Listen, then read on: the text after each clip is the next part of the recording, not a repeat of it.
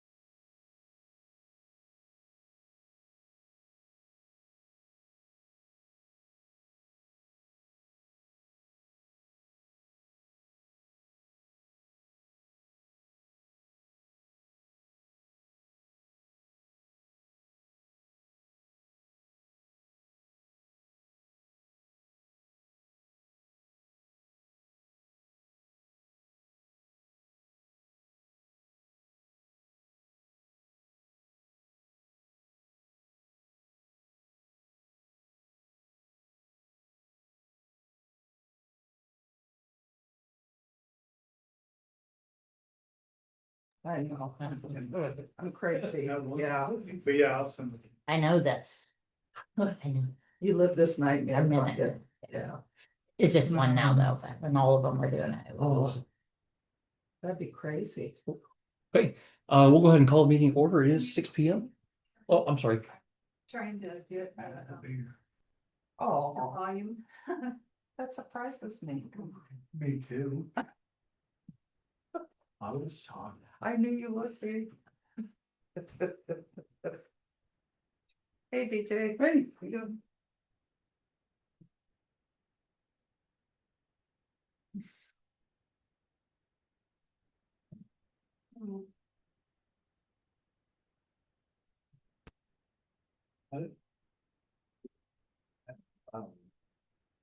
BJ.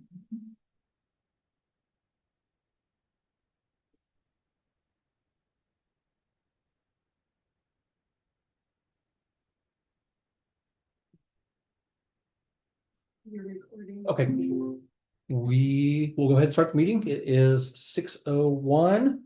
In attendance, we have Mary Jo, Steve, Aaron, and myself. Matt Kopic is absent tonight.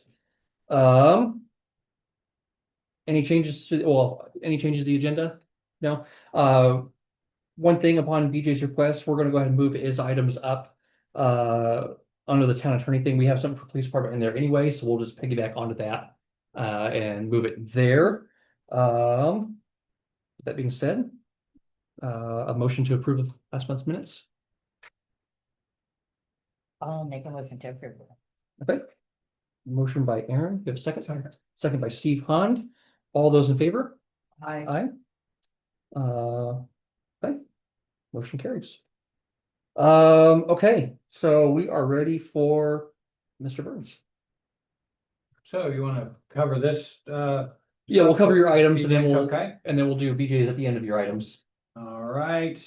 So let's talk about sealed bids for excess inventory. Something on that need to cover? We received none in the Okay. office, so I don't know if we need to just extend it to the next meeting. You can. Try some different avenues Yeah. for marketing. Yeah, if you've already tried it and got nothing, then you can see, you can sell it by any reasonable business method, which would be whatever you come up with. And so you have that ability, whether you want to extend it, that's up to you. But if you didn't get anything on the first go around, I don't know. I don't know how likely it is you will on the second. But since you've tried it once, the world's had an opportunity to bid, now you just have to dispose of. Find it. I don't know. You used equipment. Fire. We didn't do any flyers like local marketing. We just did the advertising in the paper. Was it big stuff? I've forgotten what kind of stuff. Yeah, can you share what it was again that was the? 2001 Ford F-350. And then we have an 8-foot dump bed. On my side, I don't know what Georgia had. Truck's drivable? That's it. Truck's drivable. No. Oh, and there's the problem. I mean, nobody wants to. Does it have a How to get it. title? Yeah, it's a title. If it has a title, we could donate it. Oh, there you It go. has a title in, and actually that truck has 40,000, Oh, wow. 49,000 miles on Not it. a lot. We could donate it to an organization. You can, mhm. if it's, as long as it's the 501(c)(3), or you can give it to any other unit of government. Up to you. Okay. Drop it off at Tippecanoe County, see if they're happy with it. So you got any of those options? Okay. Let's see, Woods Edge, we've got a meeting tomorrow at 1. We're hoping to be able to get it moved, moving, I should say. We've got an ordinance tonight that I am gonna ask you to take a look at. I believe that's in your packet. And that has to do with the possibility that that line breaks again. I think you just put it right. There Yes. it is. So it's ordinance 2026-662. Essentially identifies the fact that the the force main solely serves Woods Edge. 100% of the flows from Wood Edge lift station. And this would require that any future break be covered by the UMH, the owner of Woods Edge. There is a drawing that does nothing more than identify the line, just I wanted something graphic on it also, that will get attached here. And I tried to send it to you, George, you get it? I just sent it again, but we don't need. You did? Yeah, so it's just a line drawing of it, not a lot. It's the original construction drawings. Oh, is it? from the Okay. 70s. So But it'll identify where the line is, it's just for reference. yeah, that's, she's got it. And so it says if there is a break, that they will pay all costs. And so I would recommend that you pass that, get the attachment here in a second. It's 9 pages, do you know which page it is? Ought to be just the front piece, and All of it are the plans. all you need is the front. It doesn't really show. There it is. They got it on there? Well, if you want the whole route. That's where Eric, I was asking if a different exhibit would be better, something we need to draw up. No, I don't think there's any reason at all to draw it up. I mean, I can draw it up, because I'll take a marker and put it on it's just identification. There's not 10 lines next to it, there's one line, and we just need something real simple to show. I don't know what this is showing. That's the lift station plan, and it's got the first part of the force main, and then the subsequent sheets show the force main on its route to the wastewater. Okay, well, you can use the whole thing. I mean, it's extra paper, but you can just attach the whole thing, George, if you want. So the grid patterns on the bottom half of each of those, that is the profile that's Show the showing what it elevations. does along the topography, the terrain of the hills. All right. If you don't mind using all 9 pages, that's my suggestion. Yeah, this is. This is the one I was going for, but I think you're right, I think It's it's not- gonna take That's the not 9 complete. pages. No, Alright. that's just the first. It's one. So the best description would be those 9 pages.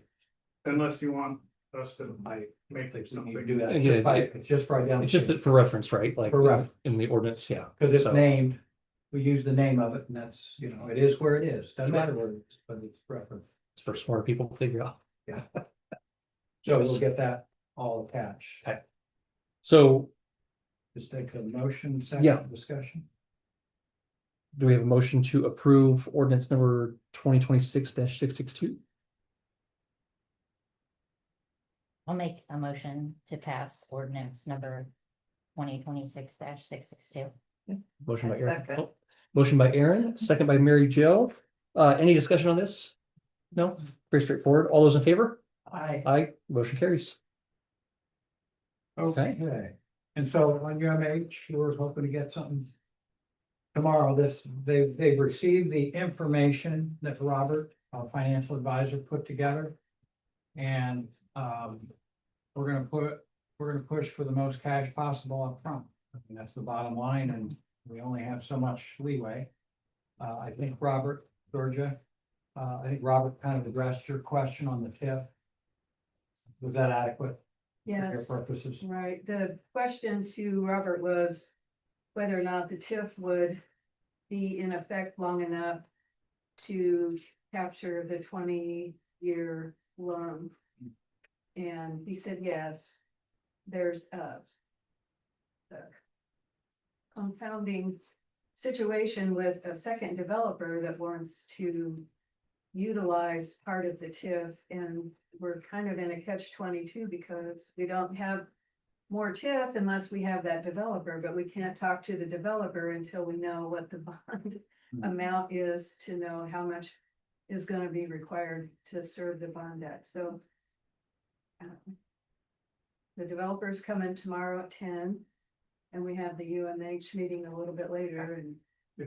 So we'll see how things might fold together for us.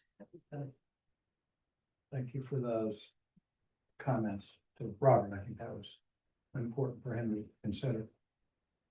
So that is where we are in UMH. Hope to have something here. My intention is, to have an offer from them for your consideration. It may be that we'll want the subcommittee. Once we have something, we'll just let you know and you can decide whether you want the subcommittee to work it over or however you want to do it. Sounds good. Anything else on that? Gentlemen? Okay, thank you. Let's see, Jewett, we've got our judgment. We're waiting to see whether there's sheriff's sale, for taxes, I should say, tax sale. And we just got that diary, to. What did we decide, Georgia, was the tax sale deadline, whatever it was, so we got diary to check and see. And if it is not, then if they come in and pay the taxes, which again is really odd to me that anybody's paying the taxes, but they have in the past. So what they do this time, I don't know. And so, if they pay the taxes, then my recommendation is we go ahead and file for a sheriff's sale, which is a separate matter. Mhm. It's on us to do it. That's why I'm trying. But to it would do be so for us we to can collect ride our- along. It'd be for us to go into court, say we got a judgment, we're asking the Mhm. court that we get it going and creates a sheriff's sale. It's just extra cost and expense, but otherwise the ball doesn't get moved. It's just we sit there with a judgment and nothing happens. Now, what does that mean? I don't know. Maybe you want to be in a position to either get some investor locally to go over there and buy it. Mhm. Or, and I really don't. Really don't recommend that the town start buying property, however, it's an option. So. I think it'd be better, somebody could pick up a pretty good deal for themselves if they look at it and they're in that business. Know they can make some money off rentals, so, you know, there ought to be some people around that are interested. But it depends on what it looks like. And it could be, so. Has everybody been inside that? I mean, Got it. so the tarp that was flapping around, I got up on a lift and removed that excess tarp a few weeks ago. And there are holes in the roof are so bad, you can see down into it through the first floor through the second floor into the first floor. So there are holes in the second story that go in. I mean, I wasn't in there, but you could very clearly see straight down through it. So it's in pretty rough shape. So if somebody did buy it, they'd have to tear it down. I mean, I think you're at a point now where it might be a complete tear down and rebuild situation. And so the question is, what's a lot worth? I mean, what's the tear down costs? Tear down costs these days are 20 grand, folks. What would it cost to tear and haul? Just depends on size. Yeah, it's just a regular It's probably 2,000 square feet in total, if I had to guess, residential. between both I stories. mean, it's more than you'd hope, trust me. Yeah, I don't know I'm what sure a that lot- we've actually, to tear it down and haul it away is probably cost more than a lot itself, if I had to guess. So, Well, and that's where the town gets into it. Do they want to buy a lot? No. no, I mean, an empty lot's not But gonna you do want any it to good. sit there for the next 100 years. The other. Also no. So, also no. My well, bigger no. My question is, if nobody wants to buy it and it sits there, it's gonna deteriorate more, then it'd be a hazard. So then what do we do? That's right. Yeah. And that's why, again, I'm not in the business of saying go buy some house. Yeah. Mhm. But one option is to go in and bid a dollar, get it, knock it down, sell it for what you can get, call it a service to the public that it costs you 10 grand to get the thing to go away and you got a little bit money back for it or whatever. You can do that. I've not looked into it. I think I know the answer, but there is a method of abating a nuisance that we've already talked about. You can go in and that tree's about to fall, so we're gonna cut it down and then you bill the property owner. It's the same thing. Because we're billing Billing on the nothing. property that we already have judgment on. So that's the only other method, which just means that the town spends the money to tear it down and haul it away. That's not a TIF district, correct? Right. So it's general fund money. Well, there aren't a lot of good options in my view, but we're doing the best we can through the legal process to get us in the best position. Okay. All right. Let's see here. RV living units. I have not done anything on that. Was that something I was gonna report to you on, or do you remember? Don't recall exactly, I know. There was a question. There's been questions because we have what our legal levers are, is we Yeah. believe, we Oh, have I- residents that complain about folks Yeah. living in RVs on their property. Yeah, no, The problem is that, yeah, we've not had anybody there, we've looked. Right. Although there's no requirement that you answer the door, I guess. Yeah, and that's the, at the current time, there's nothing against having an RV pulled up next to your house. If you're renting it out to somebody else, then you're in violation of the local zoning, because you can't rent out something, but if you're, husband and wife there and husband lives in it because he's not welcome in the house, then it's probably legal under current ordinance. So I don't know what the situation is. You can't park it in a public way. Yeah. right away. You can pull it up next to you, and if it's the same people living in the house, living in that, or the 18-year-old kid lives in it. Probably okay, unless it's a health hazard and nobody's saying. And we've looked for that, there's only so much you can tell without Yeah, violating, absolutely. right, but Yeah, you'd have to get a court order to examine, and they're gonna. I don't know. Right, they're gonna clean it up if there's a problem. Yeah. You have to give them notice. Yeah. So you know what that would be like, it's probably not very helpful. Well, like the one on high school, or high school in Sherman. High school, yeah. Well, I went by there because it was on it was on high school.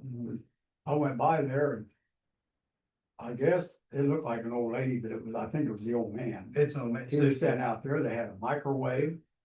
They had a Like on hot a table? plate. So Yeah. but what they're saying is they're working inside that house to fix it up. And then that state that they were, they had that RV, but that he was moving into the house and essentially that was his comments. I don't want to be too detailed about some specific situation, but they're alleging that they're in the process of moving into that house. And this is a temporary. This is a temporary situation, yeah. Now, whether that's true, I mean, nobody lies to the police ever, so I don't know, but Right, if I lived across the street from them, I'd be down here every day. Mhm. Every day I'd be down here. Georgia has something to say. So this is on Jewett Street and High School Street. I've had people come in and say, what's with this situation? And the one on Jewett Street has a skirt. they do, which To yeah, me, Like they're indicates, installing it. yeah, yeah, and that was our thing with That- skirt, that- been a PC. yeah, that draws a line Yeah. for me. Well, if it's installed, yes. You know. because that would be like If it becomes a, ADU on a property, which is not, It's exactly, not allowed by. Not it allowed. becomes a separate unit, like building a house next to your I house. feel like the people in that neighborhood that came in and complained have an axe to grind with that because it's not really. It's not done for that. Well, and the other thing, now that I'm remembering, I think we talked about going to our APC building inspector who handles town battleground and saying, hey, guys, can you help us? Yeah. So Yeah, we might try that. I mean, I can look into trying to put together an ordinance that would say that you can't do it. There's so much gray area, There's a lot of gray. Like I said, if I'm living in it, if my wife says, go live out there, I think you're all right. We'd probably rather you do that instead of creating problems. in the There you house, go. so, That's yeah. right. So, I would suggest sticking with what we got right now. APC's got some pretty tight regulations and their building inspectors probably dealt with it before. Building commissioner, I should say. Yeah. We found some of those types of individuals have a little more ability to get in and look. They do. Than we do. Well, it's a civil matter. Yeah. And you're law enforcement. Yeah. Which I don't love that line, you know, across We too really often. don't need it. It's a civilian person investigating a civilian issue, fine. Yeah. You know, you got arrest powers. I just think in some respects, it makes it hard for the town marshal to be looking at a civil matter with a badge on. Thank you, if you see what I mean. It's hard for you. It's So hard for you. who's in the driver's seat with this? Because I've been to the building commission and Okay. brought the subject up and they were gonna look into it and that was before the 4th of July and. I was going on Yeah. vacation, so I haven't been back. to Did the you actually second- talk to our building commissioner or the staff? She looked up the ordinances and made him aware of Okay. that. I'd suggest And you just so- follow up. They're pretty diligent. Follow Really, up just with follow that, so I didn't know if there was somebody that had more oomph than the clerk. Sure. I mean, I can email Bill on that and see what he says. Is there any way we can approach this from a health code standpoint? Well, maybe, that's the other direction, and he'll probably be able to say, yeah, that was. Because I think that's more them than it would be us at this But point, because it's county. You're health really code. looking at a tank, they got a tank, they're not pumping into this, was there a storm sewer even there? Probably not. Well, we don't know if it's got a skirt, it's not moving, so I'm not I sure how they're understand. getting rid I of it. understand, and that is a little line, as you said, across, as it become a fixture on the property. Generally needs a foundation. Is it hooked up to electricity? We have a mobile home, we have a mobile home ordinance. And Okay. it says that you can't put a mobile home except in a park, and it's not a park, That's a good start. so. That's a good start. I Then you'd run was not into- aware of that. Even enforcement as well, if there's no mobile home. Allowed anywhere but a park, could people parking at a RV. In their drive. That they're using for the Not for summer. more than 2 weeks. Yeah. So my suggestion is we stick with the APC at the moment, see what they can do, if anything. If they can't, then we look into what we need to pass. And I wasn't aware of that. The ordinance you just cited, I've never seen that. Mm. That might be helpful. My thing is, we're trying to clean up downtown, Old Town. And here, these people bringing these trailers in. My thought is, what would happen, how would we handle this if they tried to put one up on Hawks Nest? I think we'd be in the same situation. I mean, we can't enforce what we don't have them. I mean, it'd be totally different, Mhm. A lot tighter up there than it is in Old Town. So. Yeah. I agree. We'll see what we can come out on the other side with the building commissioner, and then we'll go from there. But I would be in favor of putting together some kind of ordinance if we can't do anything county-wise I agree. to address this. I know it's been a problem, it's been nagging at us most of the Mhm. year. You really need to get it And you addressed. got two of them at least, right? Right, Three of them. there's two down here and one. And, housing's tight, et cetera, et cetera, et cetera. And if you got three, you'll probably have more. A trailer down here, There's two, yeah, and then one up by me, and then the high school shrink. yeah, that's three. And is that something that didn't even exist 5 years ago? No. And we've had some for years, Here and there, yeah. but not three of them. Oh, not, yeah, I not just one mean up by me, general. that's Not not that happening, one, yeah. All right, well, I will wait to hear whether or not Mhm. Mr. Robinette's got a Yeah. solution. I'll shoot me this week and Yeah. see if I can chat with them. All right, so the Pearson towing, I believe I got that back to you on that, did I not? I don't think so. I think your assistant was adding some verbiage to it. That's just the typical government. Oh, that, Requirements. yeah, the government requirements. Yeah, Did, I think did it's. they in send that- those to you? No, They're like attorney fees if they breached Yeah. it and I don't believe No. so, but no commerce with them ran and E-Verify and all that stuff. yeah, no, I haven't seen it, but that doesn't mean they haven't, made it. So We might check. I think we're 97% of the way there though. Yeah, I think what you had was fine and we finished it and then it's just had to get those added. I'll check with Chris, who's my paralegal, that would have probably been the one to send that. Okay. And then, on the policy manual, Kyle's looking through that now. Oh, perfect. Okay. We'll get back to him. Okay, and so while we're discussing police topics, we want to discuss potential ordinance with parking in yards because it's become. It's really a problem kind of everywhere, both up in Hawks Nest, Charlie Related to Ridge that. area. And it's related to that, because that's a motor vehicle parked Yes. in a yard sometimes, Right. or is it in the driveway? Well, it's usually in the front yard. What? Generally in the front or side yard of a home, Yeah, not in the driveway. yeah, you can prohibit that, So past, anything that's not a paved yeah, driveway. so currently we do not have. Can I an comment on ordinance. that? Am I allowed to or not? There's currently no ordinance preventing it, Okay. but we receive a lot of complaints about it. He wants to come. No, can I Oh, comment? oh, on yeah, that? yeah, of course. I live on Main Street. Uh-huh. I've got a 16-year-old, an 18-year-old, an old lady and me. Our driveway is only so big, so I park my truck and my boat in the driveway, and then we got 2 cars in the grass next to it. Do you want us parking on Main Street? Like, there are a lot of people that, especially in situations like this, I got a family. I mean, what's the situation? Park over at the school, drive downtown, parking on the side of the street? I mean, I think a lot of things is people need to just mind their dang business. Sure. It's my property, I own it. I get along with my neighbors. I'm sorry if some snooty guy driving through town doesn't like the fact that I'm parked in my grass. It's grass and it's my grass at that. I live on Main Street as well, and there are 5 cars at my house, there's 5 drivers. And we do a lot of shifting in our driveway, we park in the front and we park across the street. Yeah, there's no, I mean, down closer to downtown, people park on the Yeah. little strip between the parking lot, between the grass and the sidewalk. Water. I mean, we could do that, but that's still parking in the grass. Do you have, because there's some parts of the street, or there's some parts of the street that just, there's no sidewalk. And No, there's no there's a parking sidewalk on the there. side, is there parking in front of your house? No, No, no, parking. there is no parking in front of my Okay. house at all. I mean, if I parked in front of my house, I'm parked on the street. Right, you'd be out. Yeah, and there's, And, yeah. yeah, there's no extra wide, I mean, basically, the grass section between the sidewalk and the street. It's the same width, almost all the way down, it's just, you get further downtown, it's not grass, it's gravel. I mean, I could pay Yeah. to bring in a bunch of gravel and dump it there if that makes the city council feel better, but I mean.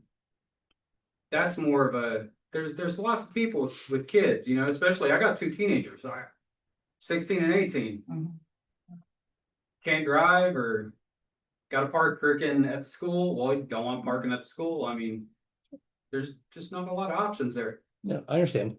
And so Yeah. the meaning of this conversation is to take it under advisement and decide if the council wants to pursue an ordinance or not. Yeah, I would Okay. hope not. That would- So. How do you feel, buddy? I just got one question for him, done. Any other comments on parking in the yards? I know it's been a discussion in multiple areas. From town. Anything at BJ? Just from a police perspective, obviously, we don't, this is not from a street department's perspective or sewer perspective, right, of that consideration, but we triage what's the most important or the most potential to endanger somebody to the least. When we had people parking on Main Street for school zone, that was pretty dangerous for cars going through there, parking on the street or on the shoulder there. For us, I mean, we can't enforce anything that's not in an ordinance, obviously. If you do create an ordinance, I would certainly hope that it would have some discretion for the police to be able to enforce that, or not enforce it, depending on what a situation is. So I understand both sides of it. For us, there's very little danger of somebody being in the yards, and so just from a law enforcement safety perspective, we don't really care about aesthetics. That doesn't mean we don't personally care about it. It just means from the safety standpoint, it's not bothering us. Now, street department may have something else to add to that that's different from our perspective, and that should be obviously taken into consideration too. But to me, there's also a difference between when enforcement, I talked about the discretion between somebody parking because they don't have a parking spot, and then somebody who's got all 4 tires off and they're gonna get to it one of these days, out in the yard, I guess. So what is the intent behind the parking lot would be what we would look at. Sure. Okay. Anything else on that? No, okay. And then the other part we want to discuss is the golf cart ordinance. We have one currently, but I believe our current process doesn't necessarily completely line up with the ordinance we have in place. Before we start the golf cart. Yes. Here's one question, so this. Here for the golf cart.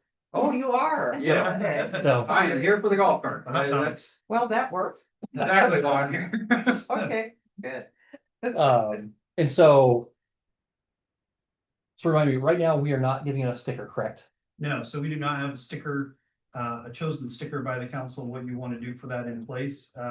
In the past, it was a very, liking the adjective, but it was a different type of system where I think we were kind of cutting up stickers that already existed and sort of giving those out. We would just need some guidance from the board. We have it when the golf cart request comes in, we have an inspection form. They go through that with us. They prove that it's safe to be on the roadway, that it meets the ordinances for a golf cart being on the roadway. But then it would be on the town's end for payments and registrations and things like that. Now, if you had an ordinance we could enforce. Like, let's say you decide you wanted a registration sticker, we could enforce that. Because you've decided as a town, board to have that.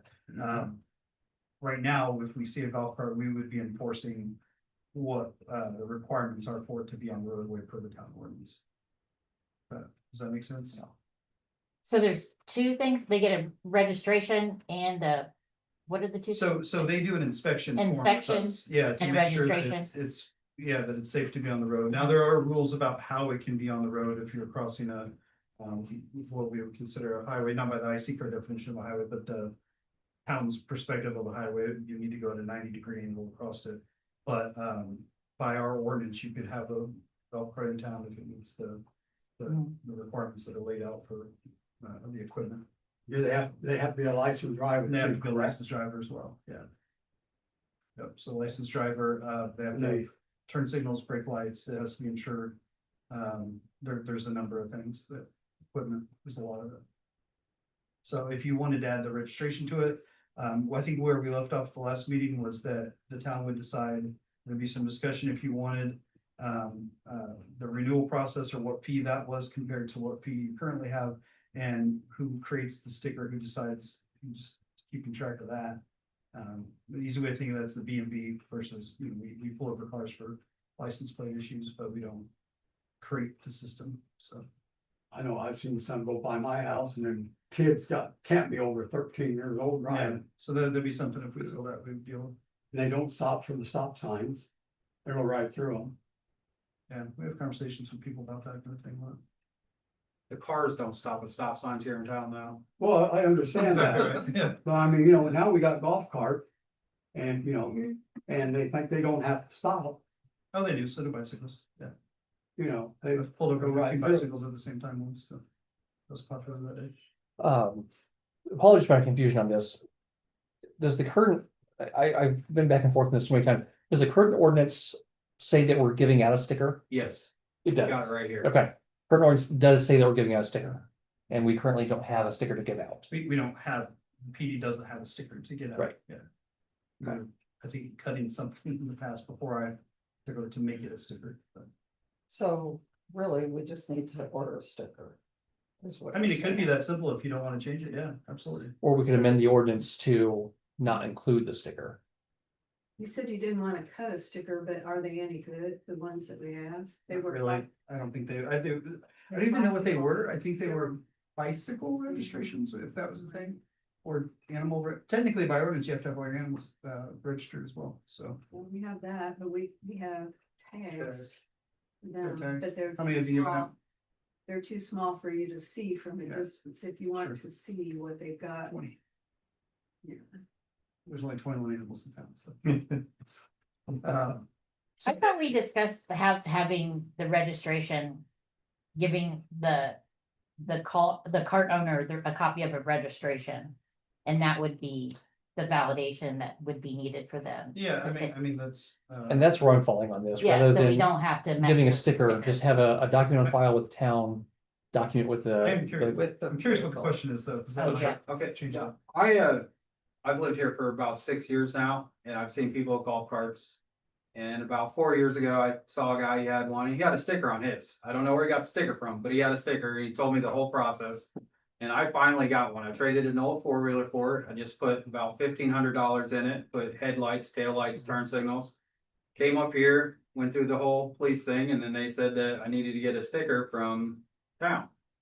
And then the town said they didn't know anything what was going on. And then the lady on Friday just said, well, this is a brand new thing. We don't even, we just started this. I'm like, but it says 2020 on the thing. So And she's correct that there's, the system isn't really decided because we don't have a sticker, so Yeah. that's be able to give out. I I want to make sure that I'm good. I just spent Yeah, a, if you went through the inspection process, you're fine with the police department. yeah, That worked. that's what the cop told me, but I would hate for, if you give me a registration card rather than a sticker that goes on my cart. Right.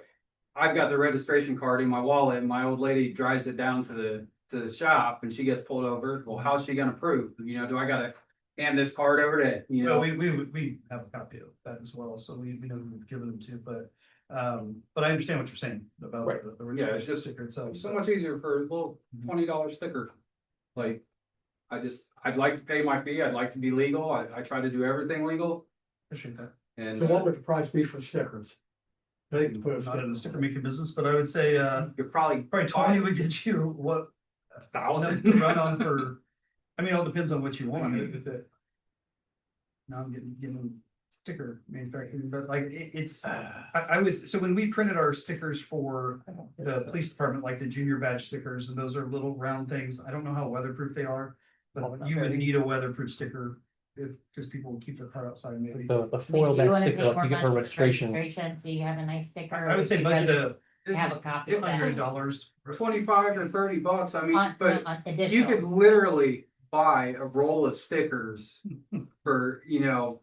You spend $100 to an online shop, you probably get 500 of them. I would say if we're gonna do it right though. Yeah, that's what I'm saying. Yeah, what I'm saying is a foil back sticker that is weatherproof, that won't fall off Yeah. in the rain. And Those could be a lot more expensive than a paper sticker, like what he's, So the. like the police department ones. In the ordinance itself, so if you've got a sticker requirement, you're also gonna need to describe where it needs put on the card as well. There's a reason why there's a very specific spot that you need to put not only a registration sticker, but a license plate on the vehicle. Because that's, Where would you recommend putting it out? that's up to the council, but I would say, either on a back fender or where we're gonna see it as we're behind it, would be our choice. I think it'd be a lot easier instead of pulling them over, you know, and say, well, where's your registration? But yeah, there's some legality. in that Yeah, too, well, yeah, I can that's- see the sticker, Yeah. it's illegal. we're required to have the freaking reflective triangles. Perfect spot, right on the back. Freaking right in the middle of the triangle, you're pulling up behind us, yep, there's the sticker. And you can do that if they roll that, if all the triangle, if there's a requirement for the triangle to be a placard where it's flat and it's not a, doesn't have a void in the center, I guess, that's what I'm trying to say. Yeah. So somewhere on the rear is what I would suggest. Law enforcement really would get themselves in trouble if you're pulling over to determine compliance, that's a whole setup. It's very un-American, so. So really, we need to amend the ordinance either way, one, either to determine where the sticker goes. Or B, to remove the sticker from the ordinance. So my recommendation is going to be, is I don't think we're getting anything decided tonight, but let's call a special session. And we can hammer this out and figure out what we want to do. We can do some research on where we can buy stickers, what the pricing that's gonna look like We ahead can of that. help with that part of it. I know it's outside of law enforcement, but if you want to move that forward, we could probably figure out where to buy a sticker, so. In the meantime, though, I'm good as long as I got this. You're good, sir. I appreciate you wanting to comply though with that. That's, I try to. Hopefully you guys don't start ticketing me for a car in my lawn, cause there ain't no way I can comply with that. All right, you ready to go home, buddy? Thank you. Y'all have a great night. take care. Okay, Okay. What else you got? That's actually, I think for things, that's really all I got. I do have just a call summary. Just- Mr. Bird, I think that's all we have for you. Okay, sounds good. Thank you, folks. Did you have a good evening? Curious about us. Oh, yeah, I'll take that. Thank you, Don, so much. I want to come in Friday. That Red Hill with Ashley. So. Oh, where were you? You just making a comment Pretty about, good.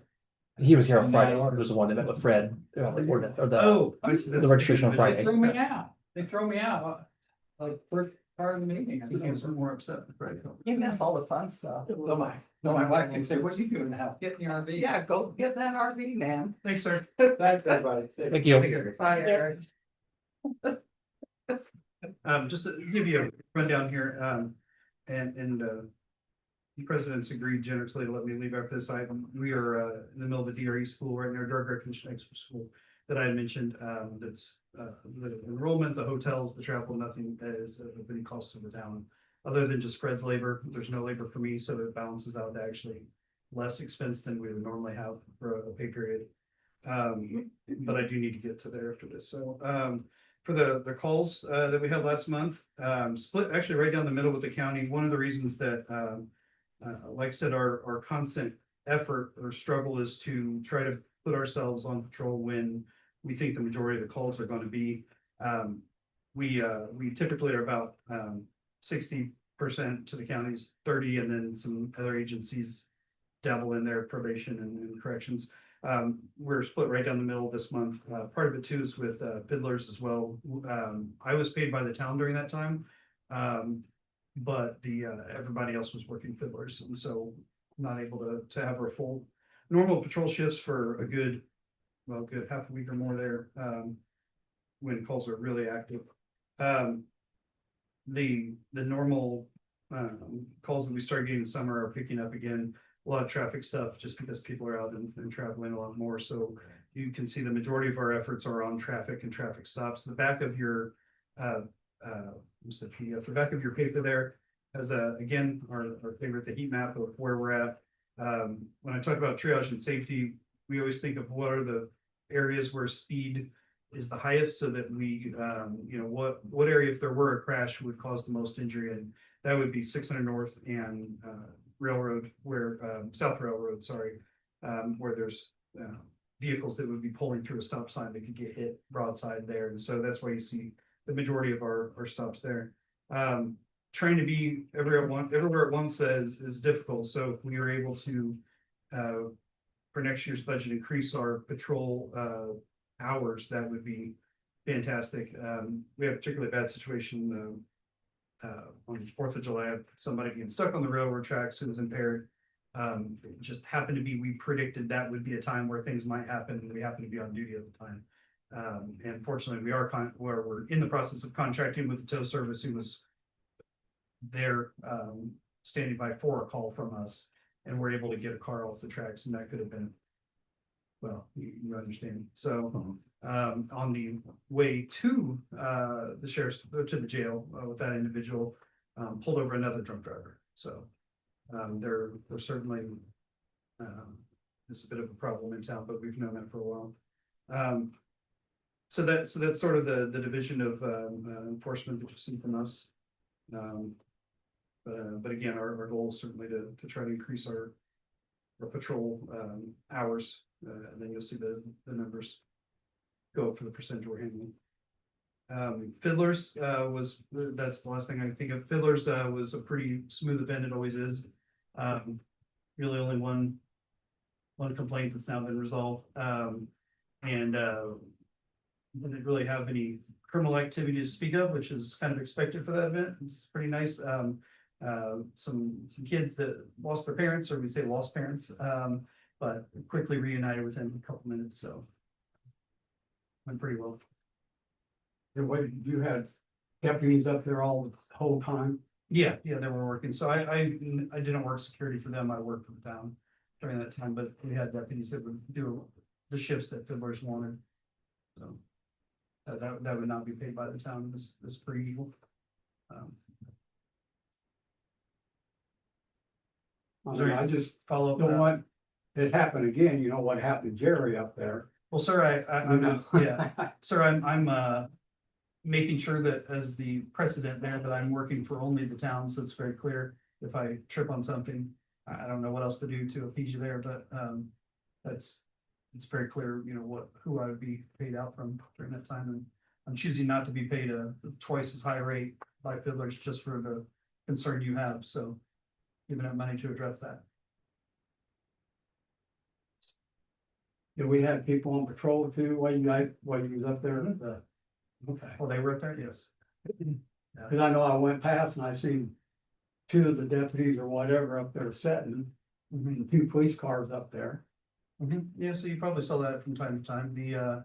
I would say from a law enforcement perspective, if you are working in a small town and you have a huge number of people in one area, you would probably be best to be fishing over there, even if you're on patrol. We go where the activity is. Any questions about that, or how patrol works, how we pick places, or?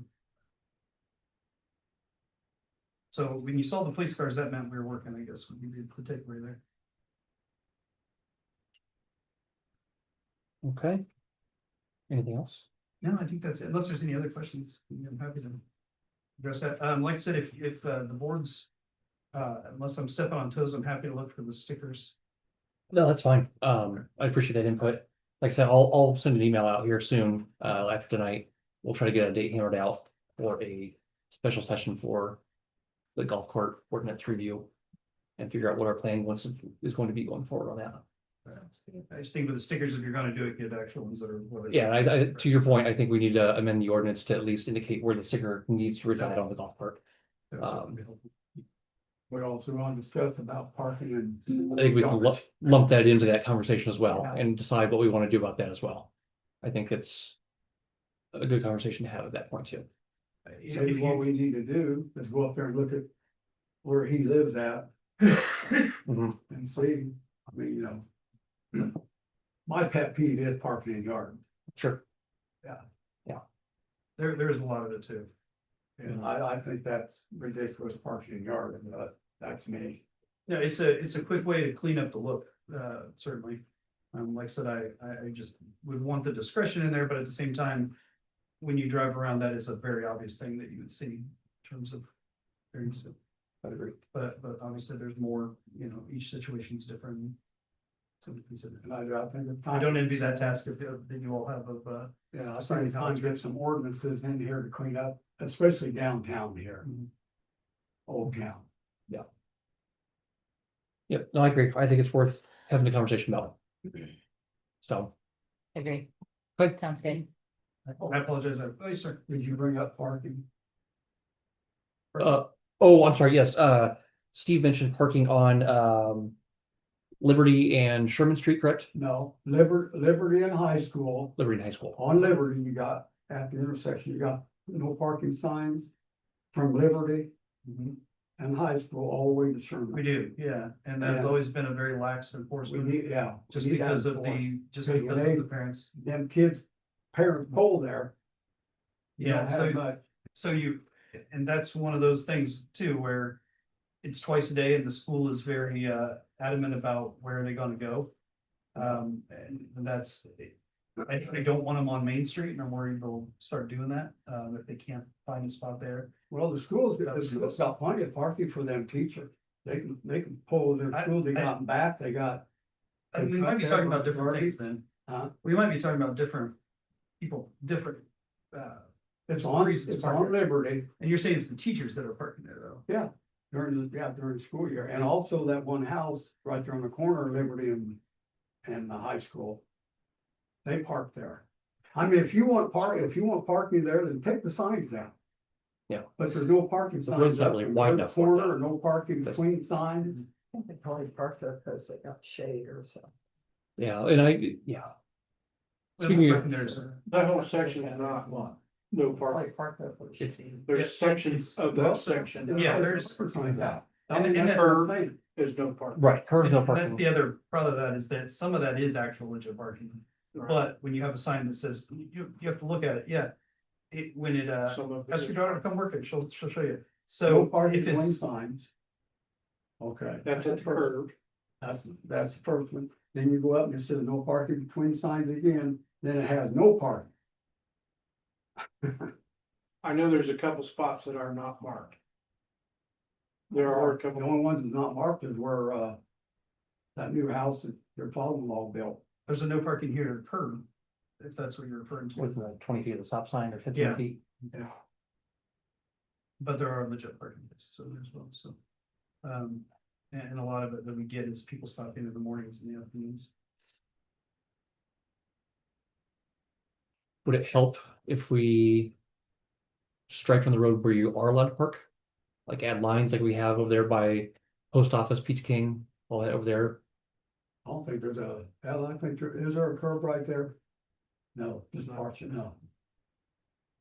You're talking about white, Yeah, like should mark on the Where it's road not where parked. you can't, like marking spots where you can and cannot park. I don't know if it would help. And what we use as well as our guide is the town ordinance, so like the attorney mentioned before in a past meeting, there's a parking ordinance and it does list, just like every stop sign, it lists exactly where the parking, where the no parking is in the town as well. Not just the condition behind it, but we want to make sure that is updated. Like I said, we're good to enforce whatever the town decides, but it just needs to be clear so that we're not showing ourselves in any liability. My thing is if we draw things on the road, that might prevent people from parking areas that aren't clearly marked as parking spots. And also said, the school's got plenty of parking. Right. No, I agree with you on that. Yeah. I agree with you. We can't control the school. I think- I think a lot of it is the paraprofessional staff that arrive at school when parents are dropping off, and there's that whole line, they can't even get into the parking lot. Is the problem, which is why they resort to parking on the street. I'm not saying it makes it right, I'm just saying that's the situation that currently exists. That's what I'm saying. They park there first thing in the morning. Yeah, They do, and so that's sort of our triage is it, would we rather have them park there or park on Main Street? I'd rather not have them park on neither, but. You know, that's the concern as well, so. Yeah. I can tell, maybe disagree, but you know, we unfortunately, we just have to go with what we're allowed to do. Now, you could change that for us, but we just have to make sure, because we always think about what's the worst case scenario. Is not a traffic ticket that we just don't make them pay, but what if, you know, they're upset with us and then. Some situation comes out of that, and it's an altercation, or, you know, we have to have it towed for whatever reason, you know, how far, in terms of liability are we in now? We start taking stronger actions. I guess maybe what you need to do, just take the parking sign down then. That's it. I don't know that that's It the says no answer. parking, just take them down. Yeah. Then I won't complain. Or you could put them, That's all there is to it. you could make it all no parking if you wanted, and then we could, of course. We can also discuss parking at our special session as well. Okay. Thank you. All right, thank you all. Appreciate it. If there's a question, you can give me that, so. Sounds good. Moving on to contract services, Matt mentioned for Hawks Nest that it's still currently scheduled to hit that early August deadline. Okay, so that's good enough for me at this point. I don't know that we're gonna get any other information out of that. Been out there once. Oh, Not that's a little missing each scary, isn't it? Yeah, okay. other. Usually when I can make it, it's later in the evening. Um, Most of the times on the general contracting jobs, they pull 3 o'clock. or Yeah. something, so. do you see anything happening? Can you see? It was last week. Okay, so that's fine. It's just, We go by there every week. and. Anything being done? Well, we have a big concrete structure now. The 2 pieces of equipment. It's Is been the, there for how long? Going on 3 weeks, long 3 weeks. the lift station? It's still down certified. Yeah. Jeez. The warranty's what, about half over? No. We're It's 2/3 60% of the way or up. 3/4, yeah, 60%, 65. It's a 5-year warranty. We're through 3 years of it. Yeah. So, Oh, 65% over, Yeah, that's all we, yeah. 5-year warranty is 3 years. On yeah, so over. 60% through the warranty. Anyways. London Woody Group, rate review, I think we're still waiting on the GMP, right, before we are able to move forward with that.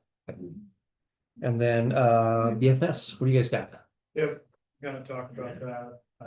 Gateway project, we are working with Welland to get a schedule. Where both parties can kind of stack hands on where we're gonna be on having that GMP. Last meeting, I reported that they are working through like a probable maximum cost. It's not the same thing as the GMP, more of a budget confirmation. So that's still in progress, and they expected it to be probably a month and a half, a 2-month process for that to take place. Couple things that they are waiting for to get that done are geotech. We're waiting to get on the schedule with them now, so I think they've got one permit to continue working through with the county. That is in progress as far as we know. We're here to help Alton Whitson with whatever they need to get that permit done. We are working through the process of coordinating meetings with the different utility owners and the different property owners along the alignment. The route that we had presented in our last work session is the one that we are proceeding forward with, and then getting feedback from again, the different easement, right of way, property, utility owners and private property owners to get their feedback from that to then inform if there's a place we need to shift or. I think we had identified the areas that we viewed as challenging and Bowen also viewed as challenging. They're also challenging with respect to the property. The one that I think is gonna present the most challenges and have always thought was going to is the stretch between the Tecumseh Land Trust property and Prophets Rock Lake. Tilly, there's woods, there is an existing electric easement that the town has rights to use, but the electric utility owns it, so they kind of get to dictate what can or cannot be done on those lines. So we're working through coordination with them, as well as some other property owners in that area to keep things moving forward. So lots of meetings, lots of exhibits and conversations with those different communities to keep things going along. But yep, and then I did finally get some preliminary pump selections back from Gorman Rupp for that Northgate Regional Lift Station, so we're working through design of that. But for the most part, aside from those items we're waiting on outside parties for, the design is to the point where Bowen would be able to put a GMP together. I may just need those couple other supplemental pieces of information that would be better. And then the last thing I'll say is with the other private utilities or other non-battleground or conservancy owned utilities in the area, we're still waiting on final verification from each of those to then do top one. But I've pushed our utility coordinator to try and get those by end of month, and we'll take the best of what we got from the start, put some holes and put some eyes in. A lot of what Chris is really working on is due diligence on more than just what he's in control of. As far as the design of the size of pipe, the size of pump locations, to make sure that there aren't gonna be other utility conflicts that we don't know about yet, that we're gonna zero in on with that subsurface utility investigation. Or just clearances for overhead power lines and where the footprint of the driveway or the lift station and fence and all that's gonna set to make sure that we're gonna go through this once and we're gonna get all these potential questions ironed out now before we start construction. And before we obtain easements, because there's easements that we're working through now that we already have that we're using for this project. County right of way, that's the right of way permit that all Winston's County did. And then new easements that we don't have, and those are gonna be the ones that hopefully don't just look at us and say, no, I don't want you to go away. But hopefully they don't sue us for those too, so. That'd be nice.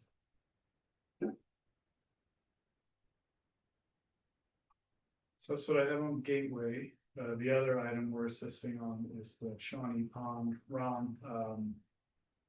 Grogan and I spoke a little bit last week. We're coordinating a bit, and it's supposed to both get out there and take a look at it. So hopefully we'll get that ironed out this week. We were playing phone tag and email tag and trying to work into each other's schedules, but we'll get that soon. Terry. So that'll be my third quote. Okay. No, I didn't wanna bring it to the council yet until I have it in there. Yep, it's fine. Okay, perfect. But just that way the council knows it's still in progress. Everything. Well, we really can't start on that until we actually finish talks. Yes. My frustration is not with you guys. I want you to know that. I'm sorry if I roll my eyes. No. Okay. We're frustrated. I'm sure. So how's Quick Trip going? Support on that. They're actually going really well. We've done 3 MS4 inspections.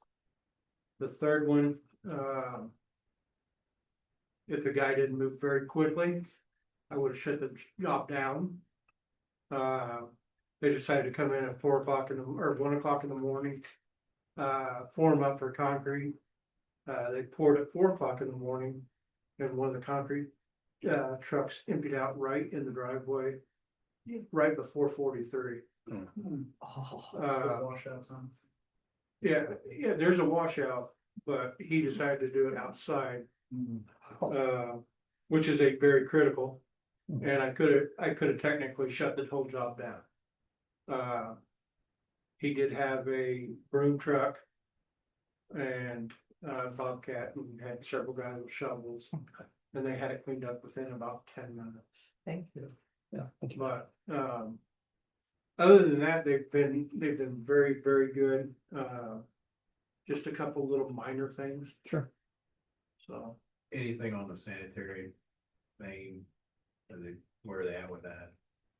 They haven't said anything to me about it. Okay.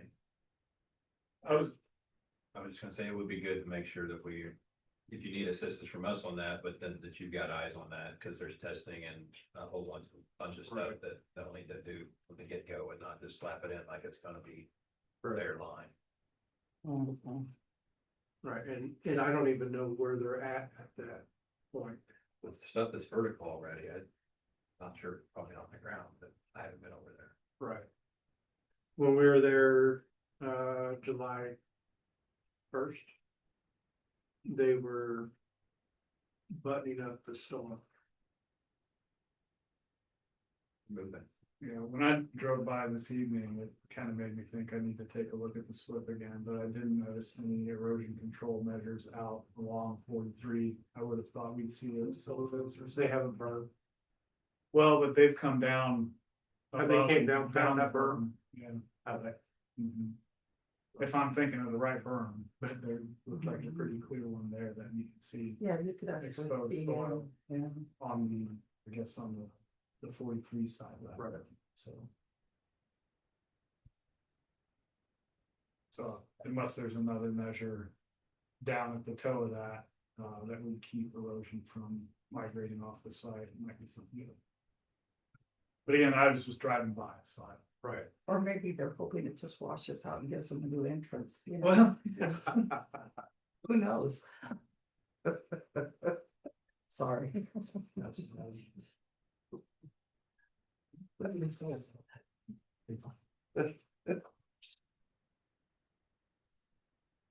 Okay, I have a final thought while we're talking about Butler Fairman. They have been very patient waiting for us to pay for phase 2 and 3 invoices, and we're not getting very close to having a bond, so I think we need to go ahead and pay them in June. June, we got a statement that has $279,811 of invoices. And I would like to have a motion from council to approve payment for that. We don't have to get a loan from another source yet we still have enough in your 6203 fund, not the operating, but your reserve fund. We have enough in the sewage reserve to cover that still. Takes us down a notch. Later we can look at the fund report, but while we're on BFS section, I would like to get approval so I can I'd like to transfer me for that this week. I'd like to make a motion to pay the total of $279,811 to BFNS. A second. motion by Mary Jo, second by Steve. Any discussion on that? All those in favor? Aye. Aye. Motion carries. Thank you. Thank you, guys.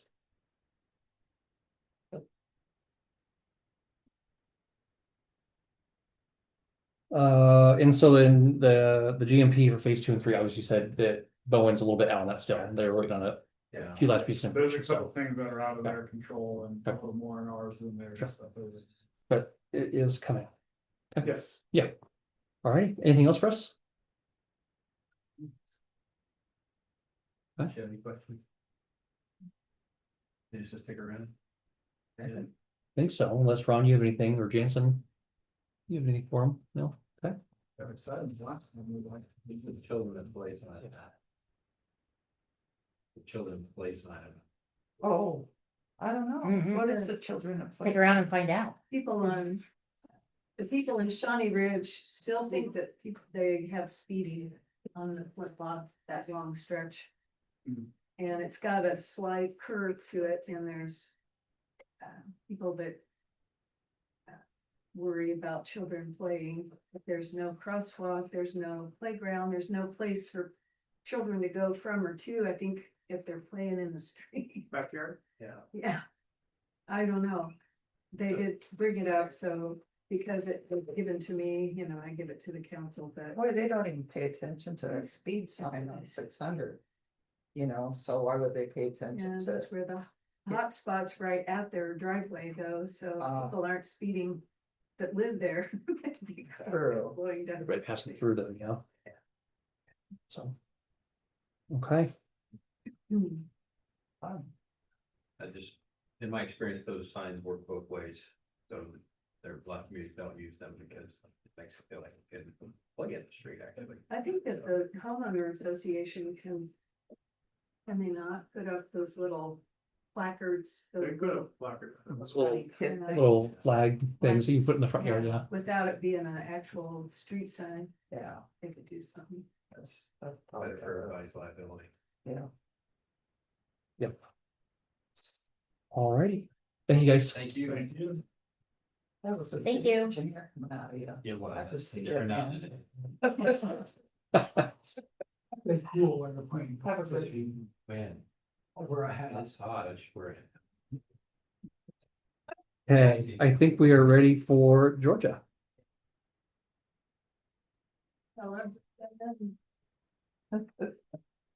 We've got the register of claims and I added a couple since you saw it last week. The most recent one being the Hawks Nest loan, we're busy paying a couple $100,000 on that every year. The payments are February and July. So this is the second payment that we've made, this 100,896 at the very end of the second page. That was today. Drove it in there, I hand it to them because if it's late, the late fee is like $5,000. Oh, boy. Yeah. So Well, yeah, that's a quarter of our month spending. we That. get the statement, and Is it a we get the thing? statement on the 10th or 11th, and I get it paid by the 13th because it has to be in 2 days ahead. And the 15th. is Wow. the- Oh, wow. Okay, thank you, Georgia. So any questions on the other items? I don't think so, not for me anyways.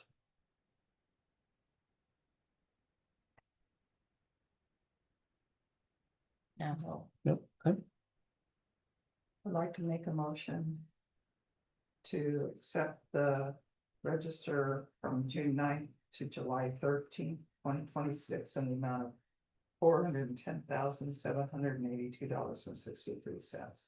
Second. motion by Mary Jo, second by Steve, any discussion? No, all those in favor? Aye. Aye, motion carries. Thank you, Georgia. I know we're not done with you, I'm just saying thank you for that part of it. We got a few more to talk about. Just a few things. I didn't give you a lot in the way of budget report and kind of wanted to focus on the sewer budget because it's changing. Now that Jansen's doing more in the lab, he's buying more equipment. You could choose now to, if you're gonna talk to him about anything. But I did want to bring this up, and I'll just say quickly, I put in a line. Down at the bottom, I've got it written in fund number 6201, the revenue that you've gotten so far this year, 493,115. That'll be pretty standard for the second part of the year. You'll get just about that much the second 6 months. Expended year to date, 519,554. I don't know, I haven't reviewed to see what we might have spent in the first half that we wouldn't be spending in the second half, except that Jansen now is buying more materials for the lab and he'll have some one-time expenses that he's prepared for you, so that one is important to kind of keep watching on that, at how we're doing with revenue to expenses. I didn't hear anything from Robert Reynolds about our rate. He kind of looked at the water rate and said, yeah, it's pretty much in line, no big changes anticipated there, but just this meeting tomorrow with UMH and how that falls out, how it's gonna affect our ratepayers for sewage. The capital reserve has been taking on some revenue. Because every time Jansen's grant pays out, I've been, kind of applying that to things that won't hit our reserve, that his extra money's been paying for some of the extra things that we've been spending in the lab. Thanks, Johnson. But, expended year to date out of our capital reserves, 667, 163, that's, everything for Woods Edge. But we had revenue against that because we got that big check from UMH. So we spent a lot, but we got a lot in to Right. cover that. So we still have a lot in the bank, and that's what I'm gonna use to pay the, BFS that you just. Excellent.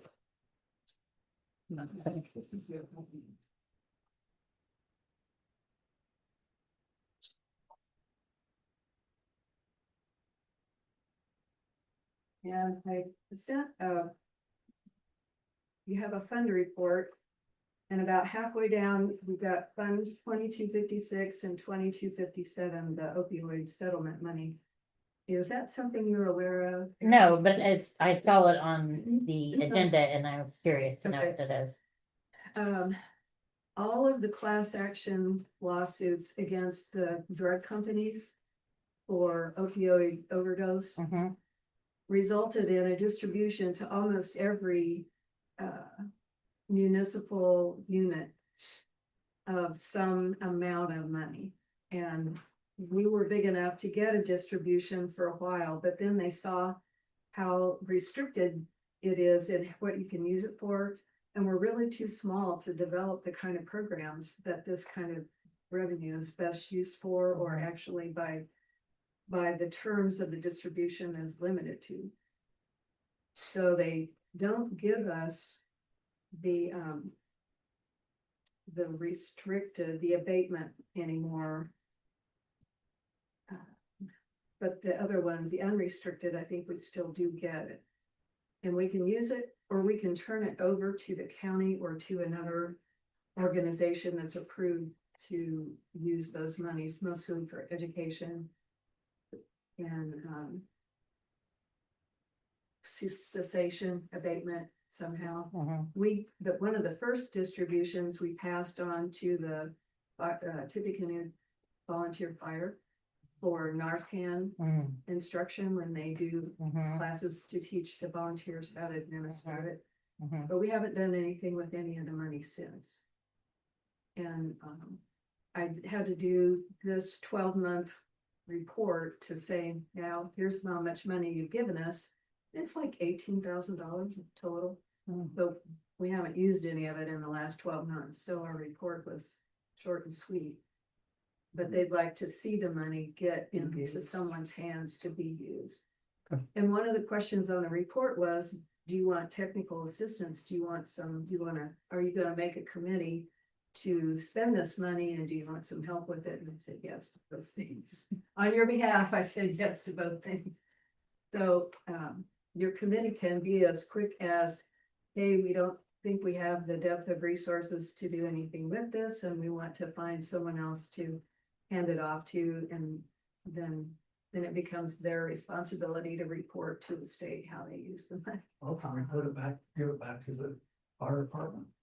Well, if they can use it, I'm not sure I ever heard back from the fire department that they actually did use it, so I'm not Or sure. can our police department use it for some kind of? Well, that would have been a discussion to loop him in if he'd been here, but I'm sure we can get to him. If they have a Yeah. program, great, but if it's outside their lane. And we need to find someone else to hand it to. But there's certain stipulations on how it's used too, right? Right, Yeah. the abatement money strictly for programs that help people cease using those. Yeah. And then the unrestricted can be for. a lot. BJ mentioned he was gonna look into some things that we could do if it was possible, but Yeah, that was a week ago, maybe week and a half ago, something like that. yeah, Wasn't that, not that far. long Can we ago. split it up? well. I would say let's sit down with BJ and Mhm. find out what he might have in mind. And then, so, yes, you can split it up. Well, I mean, he doesn't. What he would have in mind wouldn't come to that. I mean, split it up and, you know, I know the fire department can use. Well, we only want the unrestricted stuff so we can buy supplies.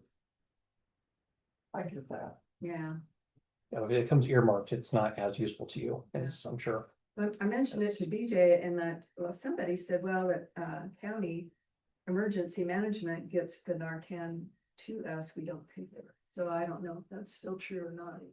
You pay for it.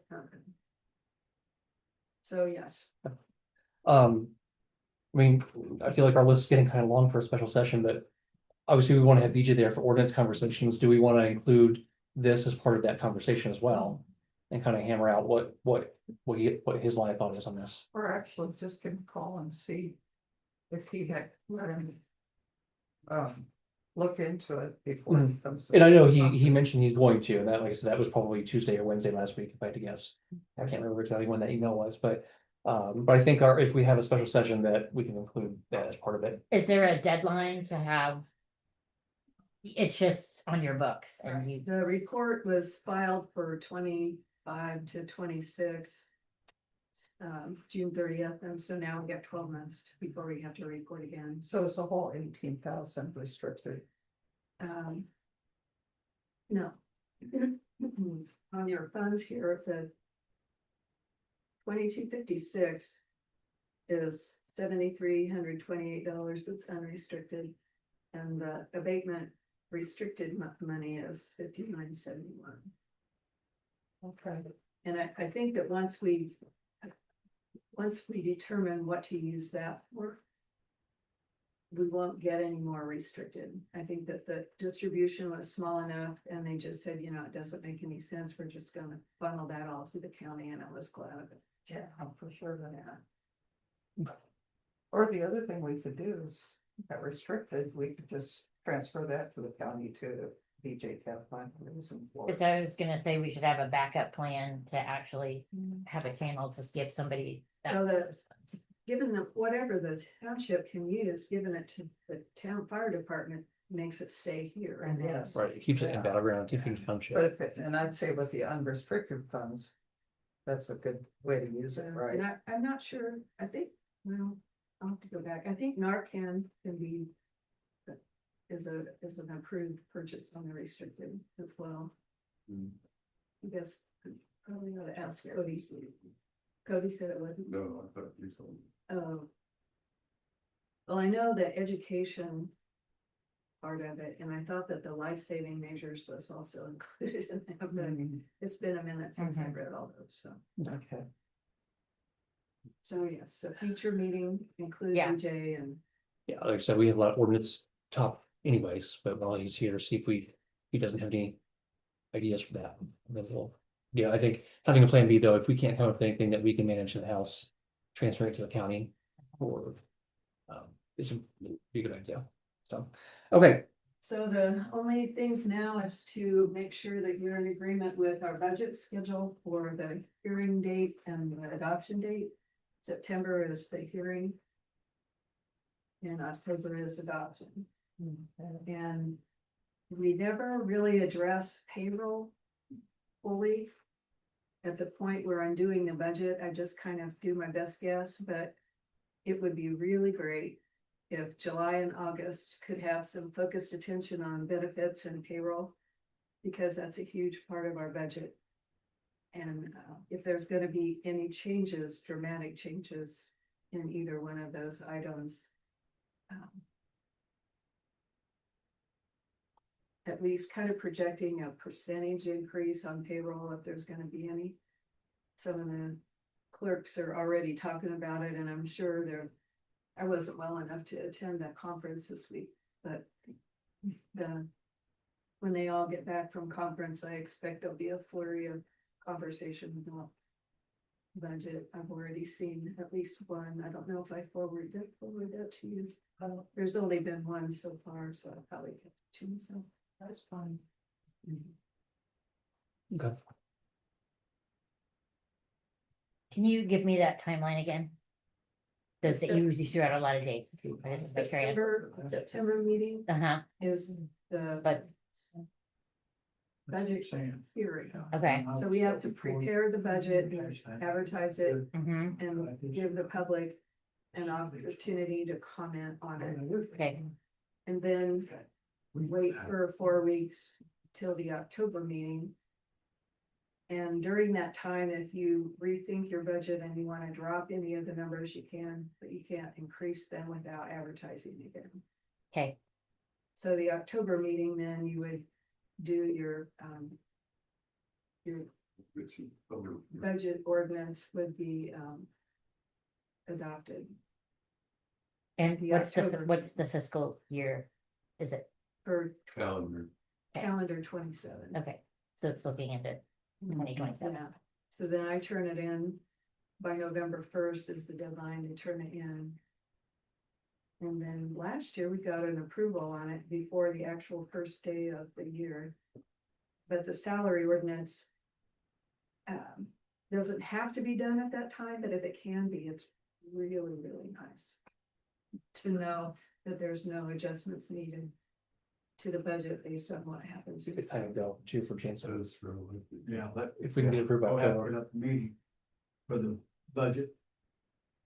For Salary. salary budget. Yeah, Yeah, because last time it was Mary Jo, I, and then Georgia Georgia. set in on it. So then, HR committee, On salary.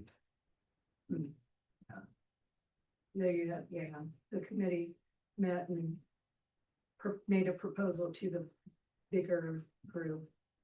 And then that took a lot of time away, a lot of the issues that you did in not a public meeting. Right. But Okay. the actual deadline for towns to do their salary ordinance was by the end of the year, but that's really too late, we got pretty close last year, didn't we? too late. The salary, didn't we, approve it December? Yeah, It was close. not my favorite. When I first got here, they were having a special meeting at the end of December to approve the salary. ordinance. Oh, boy. If we could get that done, kind of alongside the budget, that would be great. and that's a meeting with us and Georgia, Yeah, okay, Yeah, HR committee, I think, kind of hammered most of that out and then when can we do? brought it to the council for okay, full approval. So. I think it's helpful But when we take a have, little homework, because at least a we want to roadmap. go and look and see what the state's Percent. proposing for, you You said know, what they're- cost of living increases. 4%, you said? 4%. Well, That's the maximum levy. it's a maximum levy increase, right?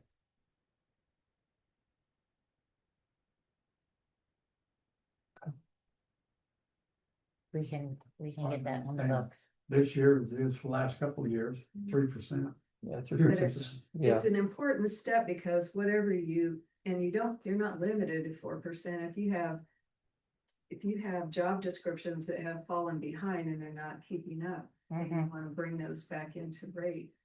But then taking that chunk for payroll out, then determines what you do with the rest of the money. Mhm. Okay, That's why I think it's critical to have that salary ordinance kind of locked in before we do the rest of it. yeah. That's all. Thank you, Georgia.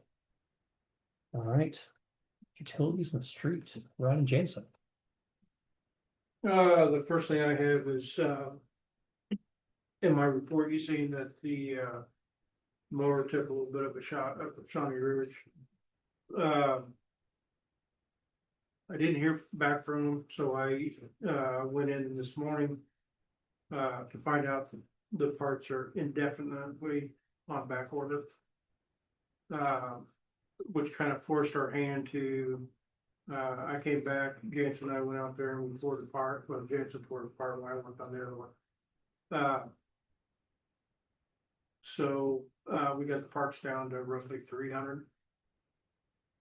Because there were several parts that were still okay, that didn't get damaged. So in 5 days, we'll have that mower back going. How many mowers do we have? We have two. So we have a Dixie chopper, I bought that.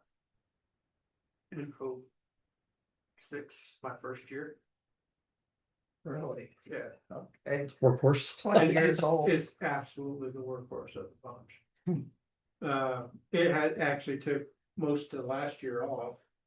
Because I had a few issues and the Kubota. I'm gonna say 12 or 15, somewhere in that year. Was purchased, So it's a decade old too. still looks brand new, Yeah, it's a but, very. I mean, I'm glad they're holding up well for us. Right. Yeah, But But yeah, things are going pretty smooth. The compost area's just been complete chaos, with all the storms. We've had several late nights with trees in the road. And, at some point, you know, I just can't do it right now. But at some point, I'd like to take the chipper to Fishers, Indiana, to the Vermeer dealer. And have it gone through, we can get it to run, it'll run for about 10 minutes and then it'll die. And then it'll start right back up, but, yeah, we're gonna have to do something a little different with all the brush. New carburetor, new carburetor maybe? It's diesel and I don't know anything about diesel, Oh, it's a diesel? so. Okay. That's basically all I have, I know Jansen has prepared it. Yeah. And I'll let him. Just an update. Scott is slowly showing me on sludge washing, which is great. Main lift station, we did maintenance on that and we finally got both pumps running on that, which is great before our warranty ends, so. And I got more education on how to do the repair of what we needed. I did get a lab, from IDM specialist to come in and she went through everything very thoroughly with me, which I needed. And I did come up with a total of a list of these items on the bottom. There are two that are kind of pricey, and yes, we could probably shave off on a few, maybe 1,000 or 2,000 on a sampler, but things do go up on and they do fluctuate with technology. But it's something to look for long term, since they are outside samplers. We need something that's going to be all weather. But for the most part, that's everything that we need total to get the lab running, to start doing stuff in lab instead of having somebody else going out. That I would be able to do, and then the rest I gave you guys a summary of. I like, for example, for quarterly $2,022.91 is all my chemicals, but chemicals also fluctuate a lot within the year. But to give you a rough estimation, all year round, it'd be about like $8,091.64 to let me be compliant with IDAM to do all the slab testing. And that's all I've got for that part. But going back to the IDM lab specialist, she is going to be working with me, and I'm going to work with Aaron a little bit more on operations side if I have any more questions, if I'm not getting from Scott. And then she'll said towards like maybe a month to two, she'll come back in to help me schedule the net DMR and the MRO setup once I transition, if we're still shooting for October or sometime in the fall. Are you still on track about taking over? Yep. October, September, October? Yep. Full? stop and do it. For the most part, Somewhat. some. That's what I wondered. So basically, our ultimate goal for our lab is to have an IDM certified lab. Okay. And So, have a good relationship with them, and since they're showing me everything I need, and the more we become compliant with them, The easier it's going to be. for the town. Yes, yes. What's the, if he's shifting, is he still putting in so many hours with the town, the battleground, or his hours? Scott, Scott's, so what we're paying him, does that kind of offset some of the costs of this? The labs? Like so how- Scott, he comes every evening. And runs X amount of tests. Mhm. Jansen and I do quite a few of the tests during the day. That's within our permit.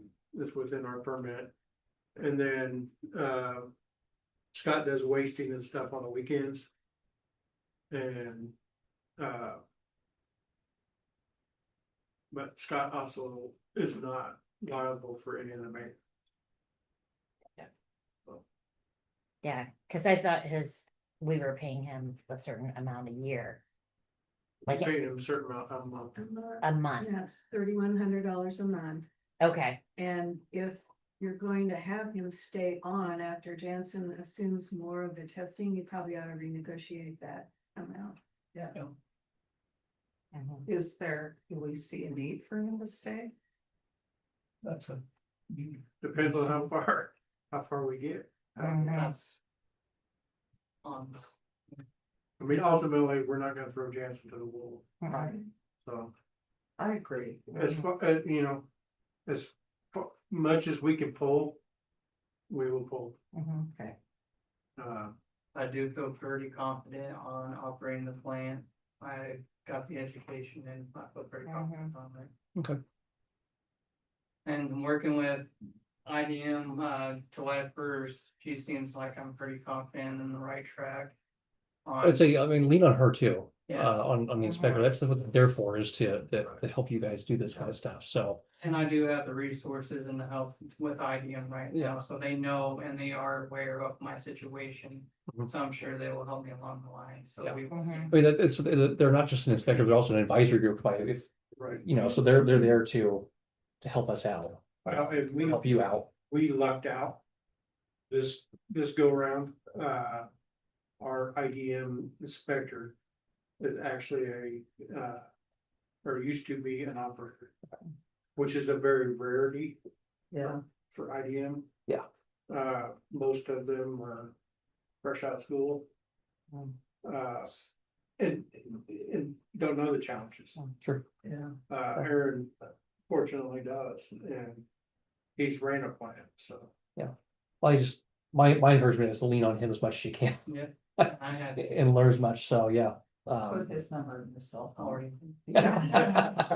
So I think to answer your question, Aaron, is what we pay Scott and this 23,000 is gonna offset.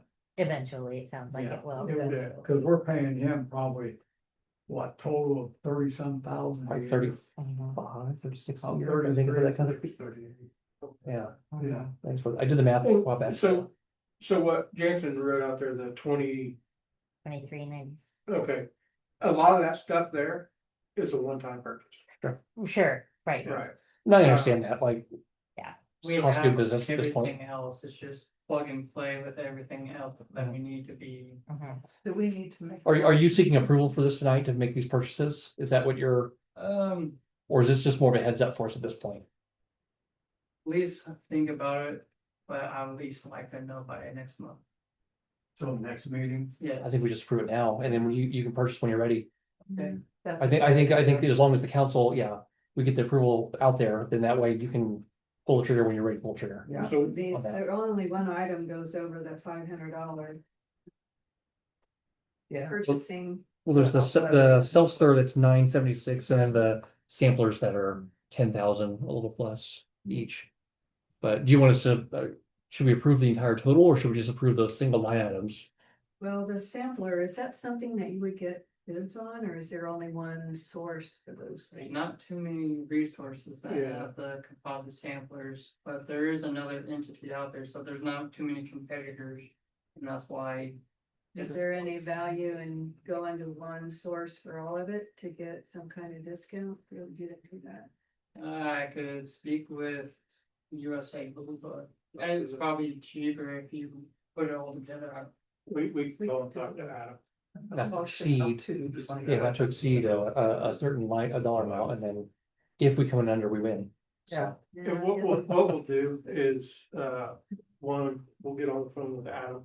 Of USA Blue Book, and we'll also. Keep in touch with George to find out where we're at exactly. Some of this, like the sampler, some of these things that are more expensive are gonna be, become assets.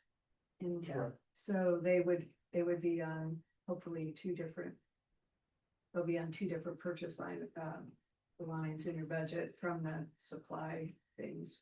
But I was still telling Ron, I thought it would be better for you to create a new budget line for lab chemicals and equipment like Dan does, instead of putting it all under plant, but to keep the lab separate so you can look and see what's happening to your Okay. expenditures. So do we need to make a motion for him? I'd like to make a motion to expenditures up to $25,000 for items needed for the sewer plant lab. Second. Motion by Mary Jo, second by Steve. Any discussion? Nope. All those in favor? Hi. Aye. Aye, motion carries. Congratulations on your marriage. I didn't see your ball and chain though, just a second ago. so- Well, his phone rang, I think that was his wife. Was that it? Yeah. Yeah. Alrighty. We like getting- Anything else from you or Jensen at this point? Unless someone has questions. I don't have any. Thank you guys for all you do. This month area plan, I don't think I have anything for you. Bill, do we have anything for RDC?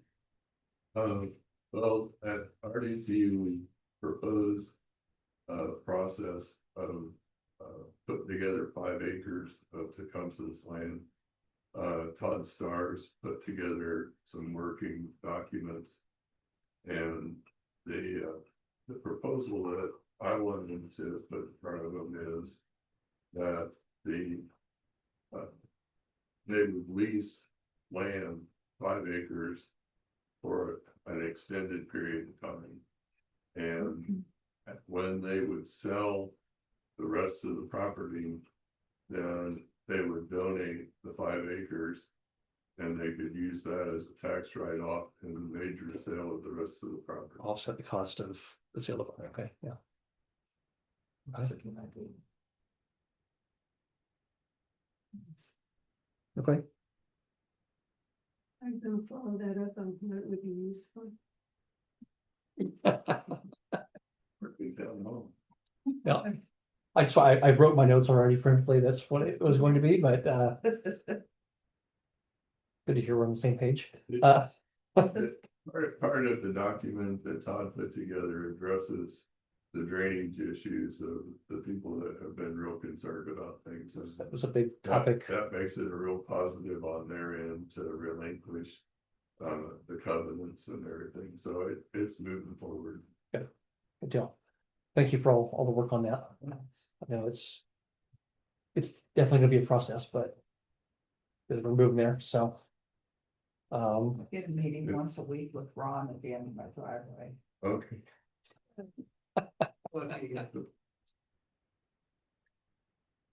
George and I have a meeting tomorrow with Betting and his group, and I'm gonna attend that as well. Georgia mentioned it to me and I don't think I replied to her, but I do intend to be here for that. So. at this point, it's a lot premature. Right, there's not a lot we know right now, so. His client last time wanted 90% of the TIF money. And that's not good. That's not feasible for us right now. So. Yeah, We really need a base number on the project and that we could work backwards at making payments. And my estimates are between, I need $35 to $38 million of improvements there that are our tax. And that would cover the proposed sewer project at this point. okay. All righty. Anything else? No, okay, well, thank you. On to old business, high school street sidewalk, I spoke with our, yep, I spoke with her. We're good there, her primary concern right now is drainage, just the road being higher than her backyard, she's concerned the sidewalk will make it worse. I told her. I went over there Saturday morning, as we had some pretty good rain Friday night, and no standing water in her backyard at that point, but it had been pretty dry for a little bit, so. I told her I would keep an eye on it and just kind of, we work from there and see what can be done, if anything, at this point. That's pretty flat. Yeah, I mean, it's just, it is what it is. The topography is what it is. So I don't know that we can do a lot else, but otherwise she's very happy with the project. She's happy that she can drive over it. With the 6 inches of concrete. So she's satisfied with everything at this point. So I think we're in a good spot there as far as it goes. To that point, the high school street sidewalk, the Battleground PTO is potentially, they have their back to school night August 4th. And they like to do a ribbon cutting ceremony with Mr. Pearl for the sidewalk. So, do something ceremonial like that. So if plans come to fruition, I'll let the council know. So you guys can attend if you wish. That'd be great. So, The fire hydrants painted there and installed some marigolds and. yes. So anyways, there's an idea that's being kicked around, but if it comes to, This one, people built a fence right up against it. yeah, this is the nice fence. Yeah, it is. It's a very nice fence. I was like, are you afraid people? will-" Mhm. I Yeah. haven't figured that out yet, so. They want privacy. Yep. Privacy. That's true. That's fine. Okay, I got- Anyways, I got a question. Crosswalks. Before they do all that, we have a nice crosswalk there going from one sidewalk to the other. Yeah, we'll have them done before. When does school start? 6th of August February. 5th. is that soon? Need Yes. it done by August 4th. I think it is. I thought the start date was August 11th. But I could be wrong about that. Earlier this Yeah, I year. thought it was. August 6th. August 6th is the start? Yeah. Oh, wow, okay. When is it? August 6th. I don't work for the schools anymore, so that date escapes me now. You're painting a crosswalk, where is it from where to where? Catty corner? It would- Not from the school over? Are you thinking from the No. school parking lot over on Liberty Street? Are we gonna, No, well, I was thinking from, high school across Sherman. The catty corner? Yeah. They're not- yeah, we'll do that. Because they're also gonna be crossing Liberty at not a stop sign. Hmm, So I wondered if you were thinking about something there. They usually watch, you know. We'd have to order a sign that said stop for pedestrians in crosswalk. Yeah. Or something to think about. We want to do that, but anyways, Yeah. like I said, kind of a ceremonial thing, but something that they've been kicking around. They want to try to do. The school, the principal are very excited about that project. They're very happy with it. So So when are you gonna start painting crosswalks and school starting the 6th of August? so early this year. We get a week Aren't you off. glad we told you? Here, that? here's couple. It's really- So they said, I'm sure. That's all right, the plastic, the roll that. No, That's a labor intense. so. And we get their painter from the west side to do yellow lines. I could talk to him. Yeah. I'm sure I can because, are you talking about yellow curves? Huh? Are you talking yellow curves? No, the yellow line in the road, you know, no passing, whatever. I mean, you've done it up on Main Street. I have not. You've done it on railroad. I have not. What do you do, just curbs? I think what, yeah. West Lafayette came one time and did center line for us. Yeah, I didn't do it. well, you had it done. Well, yeah. Well, All semantics. they had it done. Right. Mainly we need crosswalks, but it's coming back. The crosswalks will be done. I need Because we gotta do curves anyways. And yellow. That's school we're starting to fill them. Just a couple. Up to. I think we kind of already had our discussion about like our new town hall update, which is Bill's plan with the RDC. So I think at this point we're in a good spot there. Community committee stuff. I got materials for the little library. I came in $100 under budget on that. We had proposed like, I think $385 or something in that neighborhood. For that, I got it for like $287 was my total cost. So we're good there. Nice. Construction has started, but just barely. Don't judge me on that too much. Anyway, Is that gonna be at the church? yes. And so here, once we get closer to be done, I'll call for a locate make sure we stay out of the way of the utilities there, but it'll be in the right of way between. By the parking lot there between College Street and the church parking lot. Still wanting a bench. Yes, they do want a bench as well. I know you mentioned you had something, but We do. so we'll need to follow up with Sherry at the church and Pastor Sherry and talk with her about things, but yeah, as soon as we get closer to that, we'll get all the locates and everything done, make sure that we got post cement and things like that, so we can set it and it'll be nice. You know Bob Call Green? 811. Yes, yeah, we'll polite one to call before we dig. You know Bob Green? I know of him, I don't know him very well, but personally. Hit him up, he's got a workshop above, or a wood shop above his Oh, yeah, thing. Have him do it, he don't do nothing all day anyway, he retires. yeah. Oh, I ain't saying that to him. I will. Go ahead. Steve said. The Battleground share shelf, we have that out there. It's been lightly used at this point, but we're hoping to increase usage there. So I think overall a good start there. I know the community committee, we're gonna work on some more permanent signage around town. My wife and I printed up some signage and put it out there, but it didn't do super great after the first ring.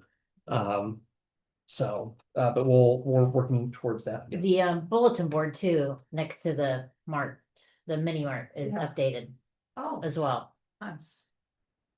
Yeah. Nice. That was a nice change. Let's. Yeah. The bee's nest too. Business. I'm impressed. Yeah. It's been so long. I know. Like I sat on my porch and just looked at it for like an hour. I was like, I can't believe I looked at this thing for so long. I never noticed, I know, Oh, yeah. the shells. right? Billboard. I have. Oh, okay. I haven't either. What? I have another one. Oh, one of those. Okay. Well, you know, John put that thing in. Like probably 15 years ago for Joanne, Oh, did he? for the Well, historic committee. her group bought one Mm-hmm. and it was missing the lock failed or something. It was something trivial. And she wrote the company and proved it and got a new one. So we have another bulletin board. Yeah, it's out there. It's Street Bar. Where is it? No, Put Street it Bar. up. You could put it up here. Put it on. Do town hall. We put signage, we got permission for the post office to add a sign to the share shelf in the post office.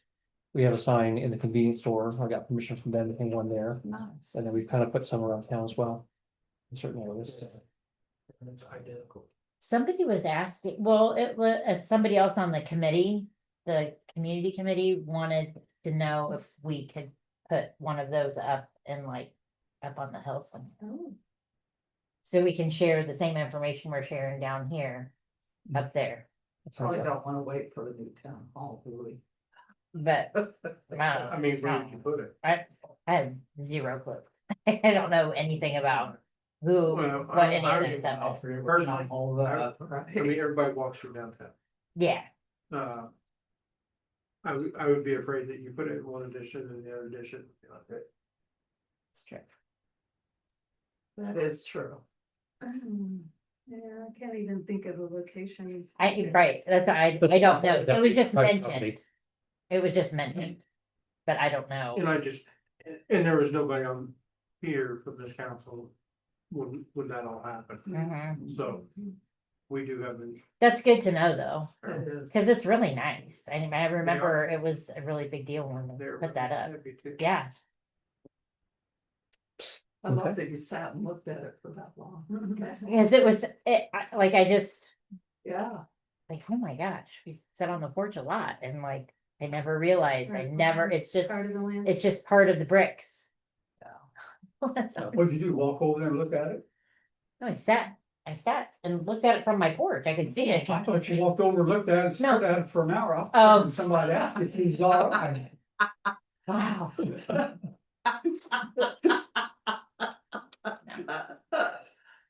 I did, The only other thing I have Maybe. on the community committee side of things, I met with, week of the 4th. I met with a guy from a company called American Ramp Company. They build bicycle playgrounds. oh, And we have that acre kind of behind us here that's in a floodplain. that we can't do a lot with. And so we went and looked at that property. He was in town and I met with him and he looked at it. He said it's definitely viable for that. It's a floodplain, but everything that they have is floodplain rated. So that we would be able to install stuff there and get everything ready. There are some concerns about walking there. He said that in the design, he would include 8 to 10 parking spaces in there so people could drive and park. It would incorporate picnic tables and places to sit for parents to monitor their children while they're there. That's all stuff that they incorporate in design and that kind of thing. Really, at this point, we look for the council. Do we want to proceed with something like that? My question that first comes to my mind is, who is liable for any accidents? Yeah, liability. Right. That was mine too. Was it? Yeah, I did ask about that. He said they have documentation about language that the town can use. Okay. That's been approved. We might have to want Eric to look it over to make sure if it's Indiana. He's from Missouri, but the company It has. would be your selective, it'd be your hazard insurance people that would wanna look at it for Okay. you. Yeah. And tell you what your rider would be for that. Mhm. They might have some. Well, would it matter if you put signs up? Play at your own risk. I mean, I think we can do that. I still, from a legal insurance standpoint, I'm not sure that's enough. But Well, I guess that's like over at the school, you know, you see kids over there now playing. right, Who's, if they get hurt, Well, I mean, the school corporation would do their due diligence and talk even, to, even after school? yeah, they would talk, yeah. Absolutely, they have the right signage up, the school corporation is not gonna do something. Half, they're gonna make sure that they're covered, Yeah. and that's what we should do the same thing too. Well, and so your liability is if you are aware that there's a deficiency and you don't correct it. Then if there's no amount of signs that make a difference, you're gonna get slapped with bills. So if you put something in, it's just keeping after it and making sure that it stays safe.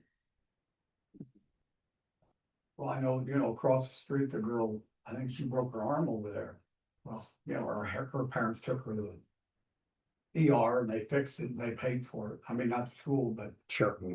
Yeah, they did. But I'm sure that the parents received notification from their insurance company asking where that happened. Well, probably, yeah. Because if it was said in the emergency room, they note that on the It'd be documentation, carded, yeah. so they want to make sure whoever's liable and the parents didn't want to involve us, so.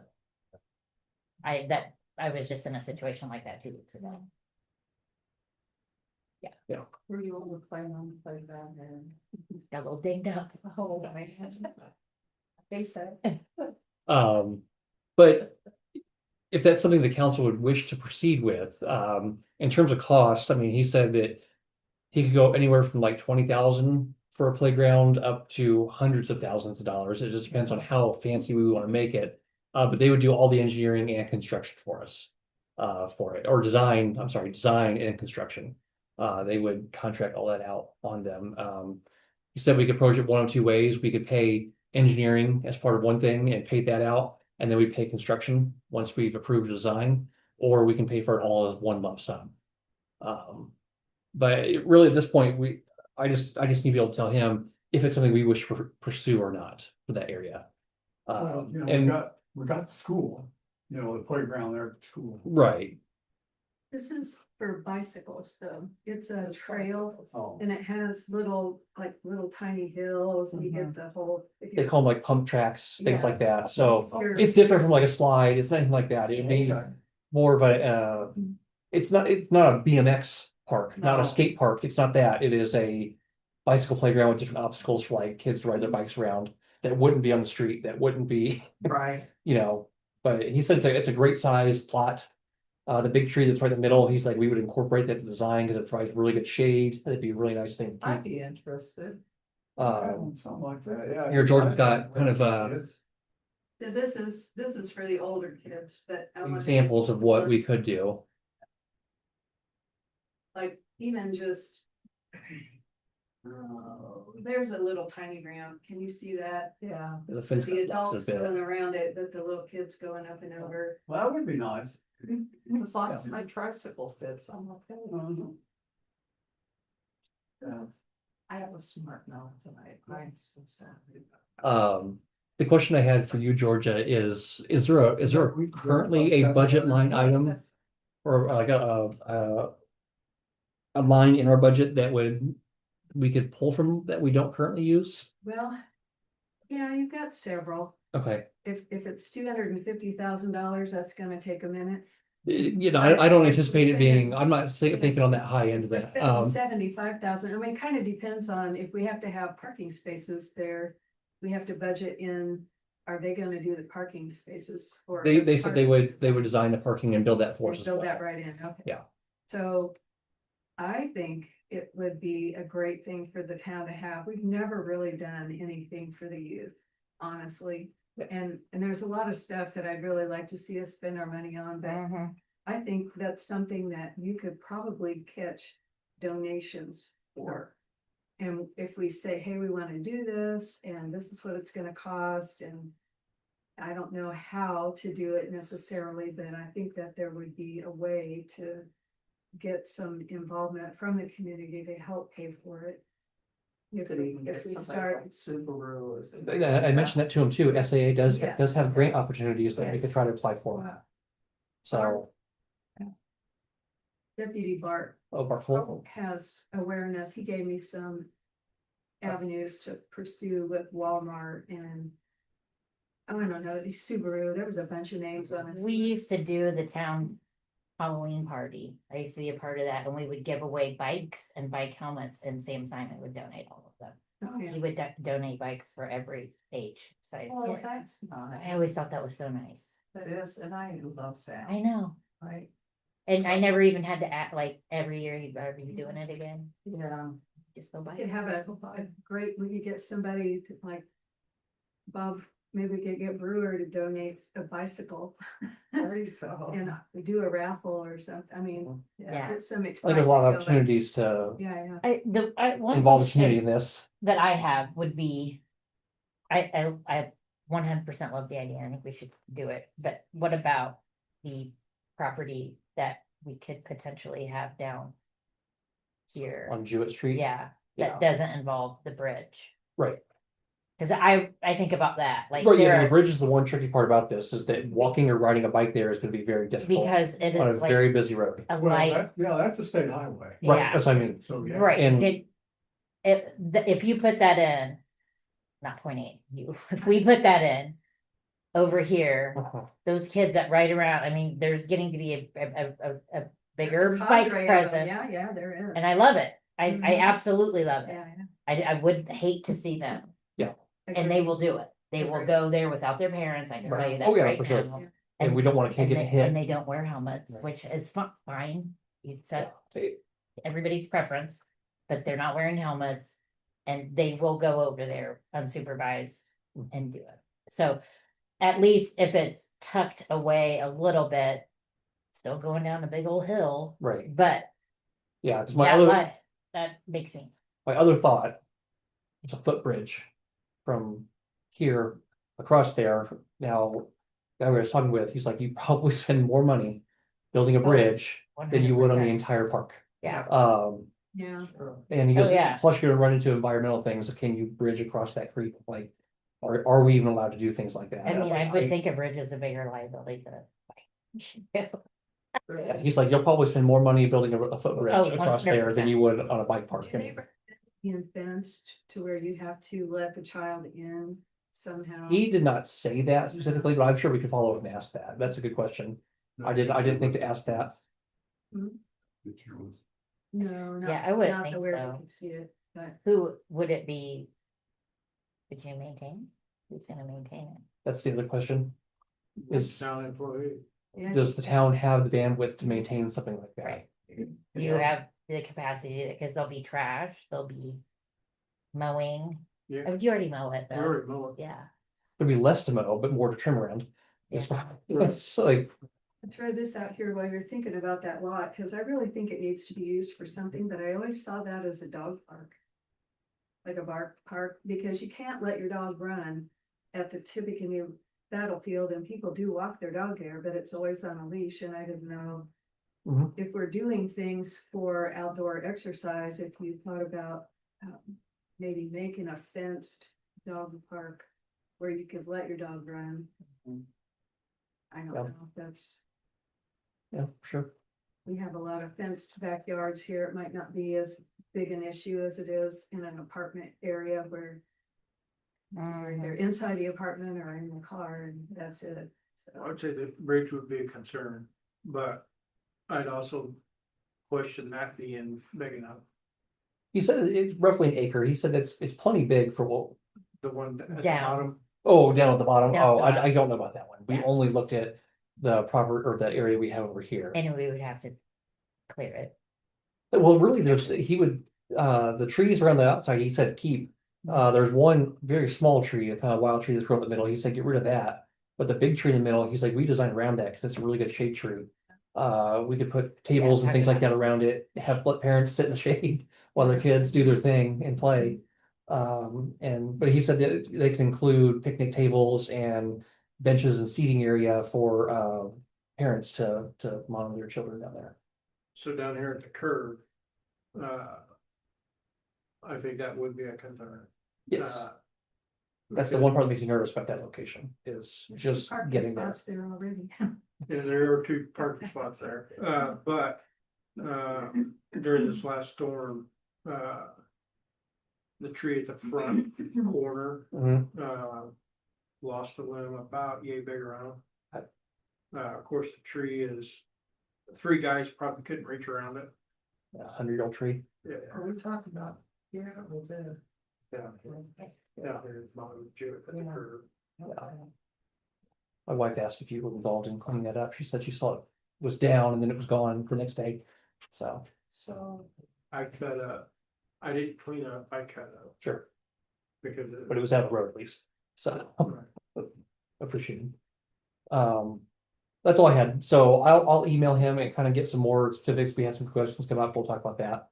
And then we can, our community committee, we can dive in deeper too and I talk do more about like that. the idea. So Yeah. the park's no problem, just getting the kids there safe. Right, I mean, that's my biggest concern with that area, it still is. And it being a state highway, we're pretty limited in what we can do to make that route safer. We'd have to get involved in DOT, and I don't think they think that would move too fast there. Because when they open that 1 lane bridge, it's gonna be built for semis. Yeah. It's gonna be a semi-highway coming through town then. But yeah, Here's the thing that I was, there you go. yeah, Oh, fun. So like I said, it's not half pipes and ramps and stuff like that, it's more, Yeah, Low key. right. But I think it'd be it's not on the road, it allows kids to ride and drive, but they have, That'll makes you want to go out and buy a bike, doesn't it? so. And that's all I had for the community. Do you have anything else to add? Nope. For that? that's Okay. great. All right, on to new business. We'll get this wrapped up here. Flintlock Drive, I think we discussed it a little bit already. I don't think there's much appetite by the town to put up signs, but allowing the HOA to get those children at play signs, I think is a reasonable middle ground. Yes. Yeah, I like Dave's feedback on that as well. yeah. That was Okay. helpful. The other thing that the HOA got involved with is the use of their park. And Steve and Kathy Easter were here one time talking about putting a sign up whenever the construction is done, that the lane that is used for accessing the Hawks Nest lift station is a footway to get back to and people were trying to drive on it, and Carrie went out and told them they couldn't, and they didn't take it well. I think that, the signage, there needs to be signage there, but I don't think it's our responsibility to do that. And when they brought that up, it's like, I'm glad for them to make that specification that this is, park, foot traffic only. But I really think that's an HOA thing. If it's a I was gonna- neighborhood park, it doesn't belong to the Right, town. that's I don't what think we- it's our job to sign it up for But them. it's like, double check that with you. That's why I agree with you on that. I give the right answer. Yeah. I agree with you on that, that it's really not the town's responsibility to make their signs for their neighborhood. Which one of the neighborhoods has an HOA and which doesn't? Shawnee Ridge. Shawnee Ridge has an does. HOA, Hawks Nest. Hawks does not. Nest doesn't. Which is, I think. Right. Yeah. And Shawnee Ridge is where the pond is Yeah. and where the potential park is.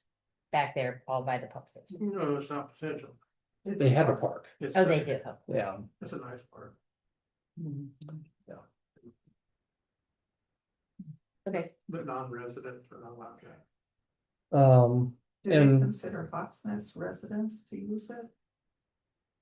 I think it's just resident shopping. As I wondered. I'm not sure who's did it checking that, stickers on but their cars. So this is, what color and size and where they located. this is the very end of Muncie Drive on the north end. Okay, And here's where the gravel lane's been there long enough that their new aerial picked it up. Oh, So people think that they can drive back past Yeah. this home side right here. Back to the park entrance, which is back in this area. They want to Okay, be able to drive back. where's the pond? It's this, that little berm right there, you kind of see. Okay, gotcha. That helps me put it into perspective. It's so wonderful. Mhm. and you guys know that? You do? We do not. Good. Their landscapers mow that. They just don't, from the pond to the houses, Uh-huh. that 15-foot swath Yeah, that was tore up during construction, yeah. Mm. their landscaper refuses to mow it. Well, once it's fixed, Once it's fixed, I'm not bringing and I that wouldn't, equipment back up yeah, there. No, that'll be on them. okay. I was confused why you had your mower out there, but now you explained it, so. Because last year the council told me to go up there and mow it. And the HOA president called me or texted me and asked me to go up this year. Thank you. I think for the opioid settlement spending, once we speak with BJ about what his plans are, we can establish a committee for that. At that point in time, so I think that's the plan there. Any public comment? Nope. Hearing none, I'd like to make a motion to adjourn. Second. done. All you have to do is look at me. Okay, thank you guys. Thank you. That's a good thing.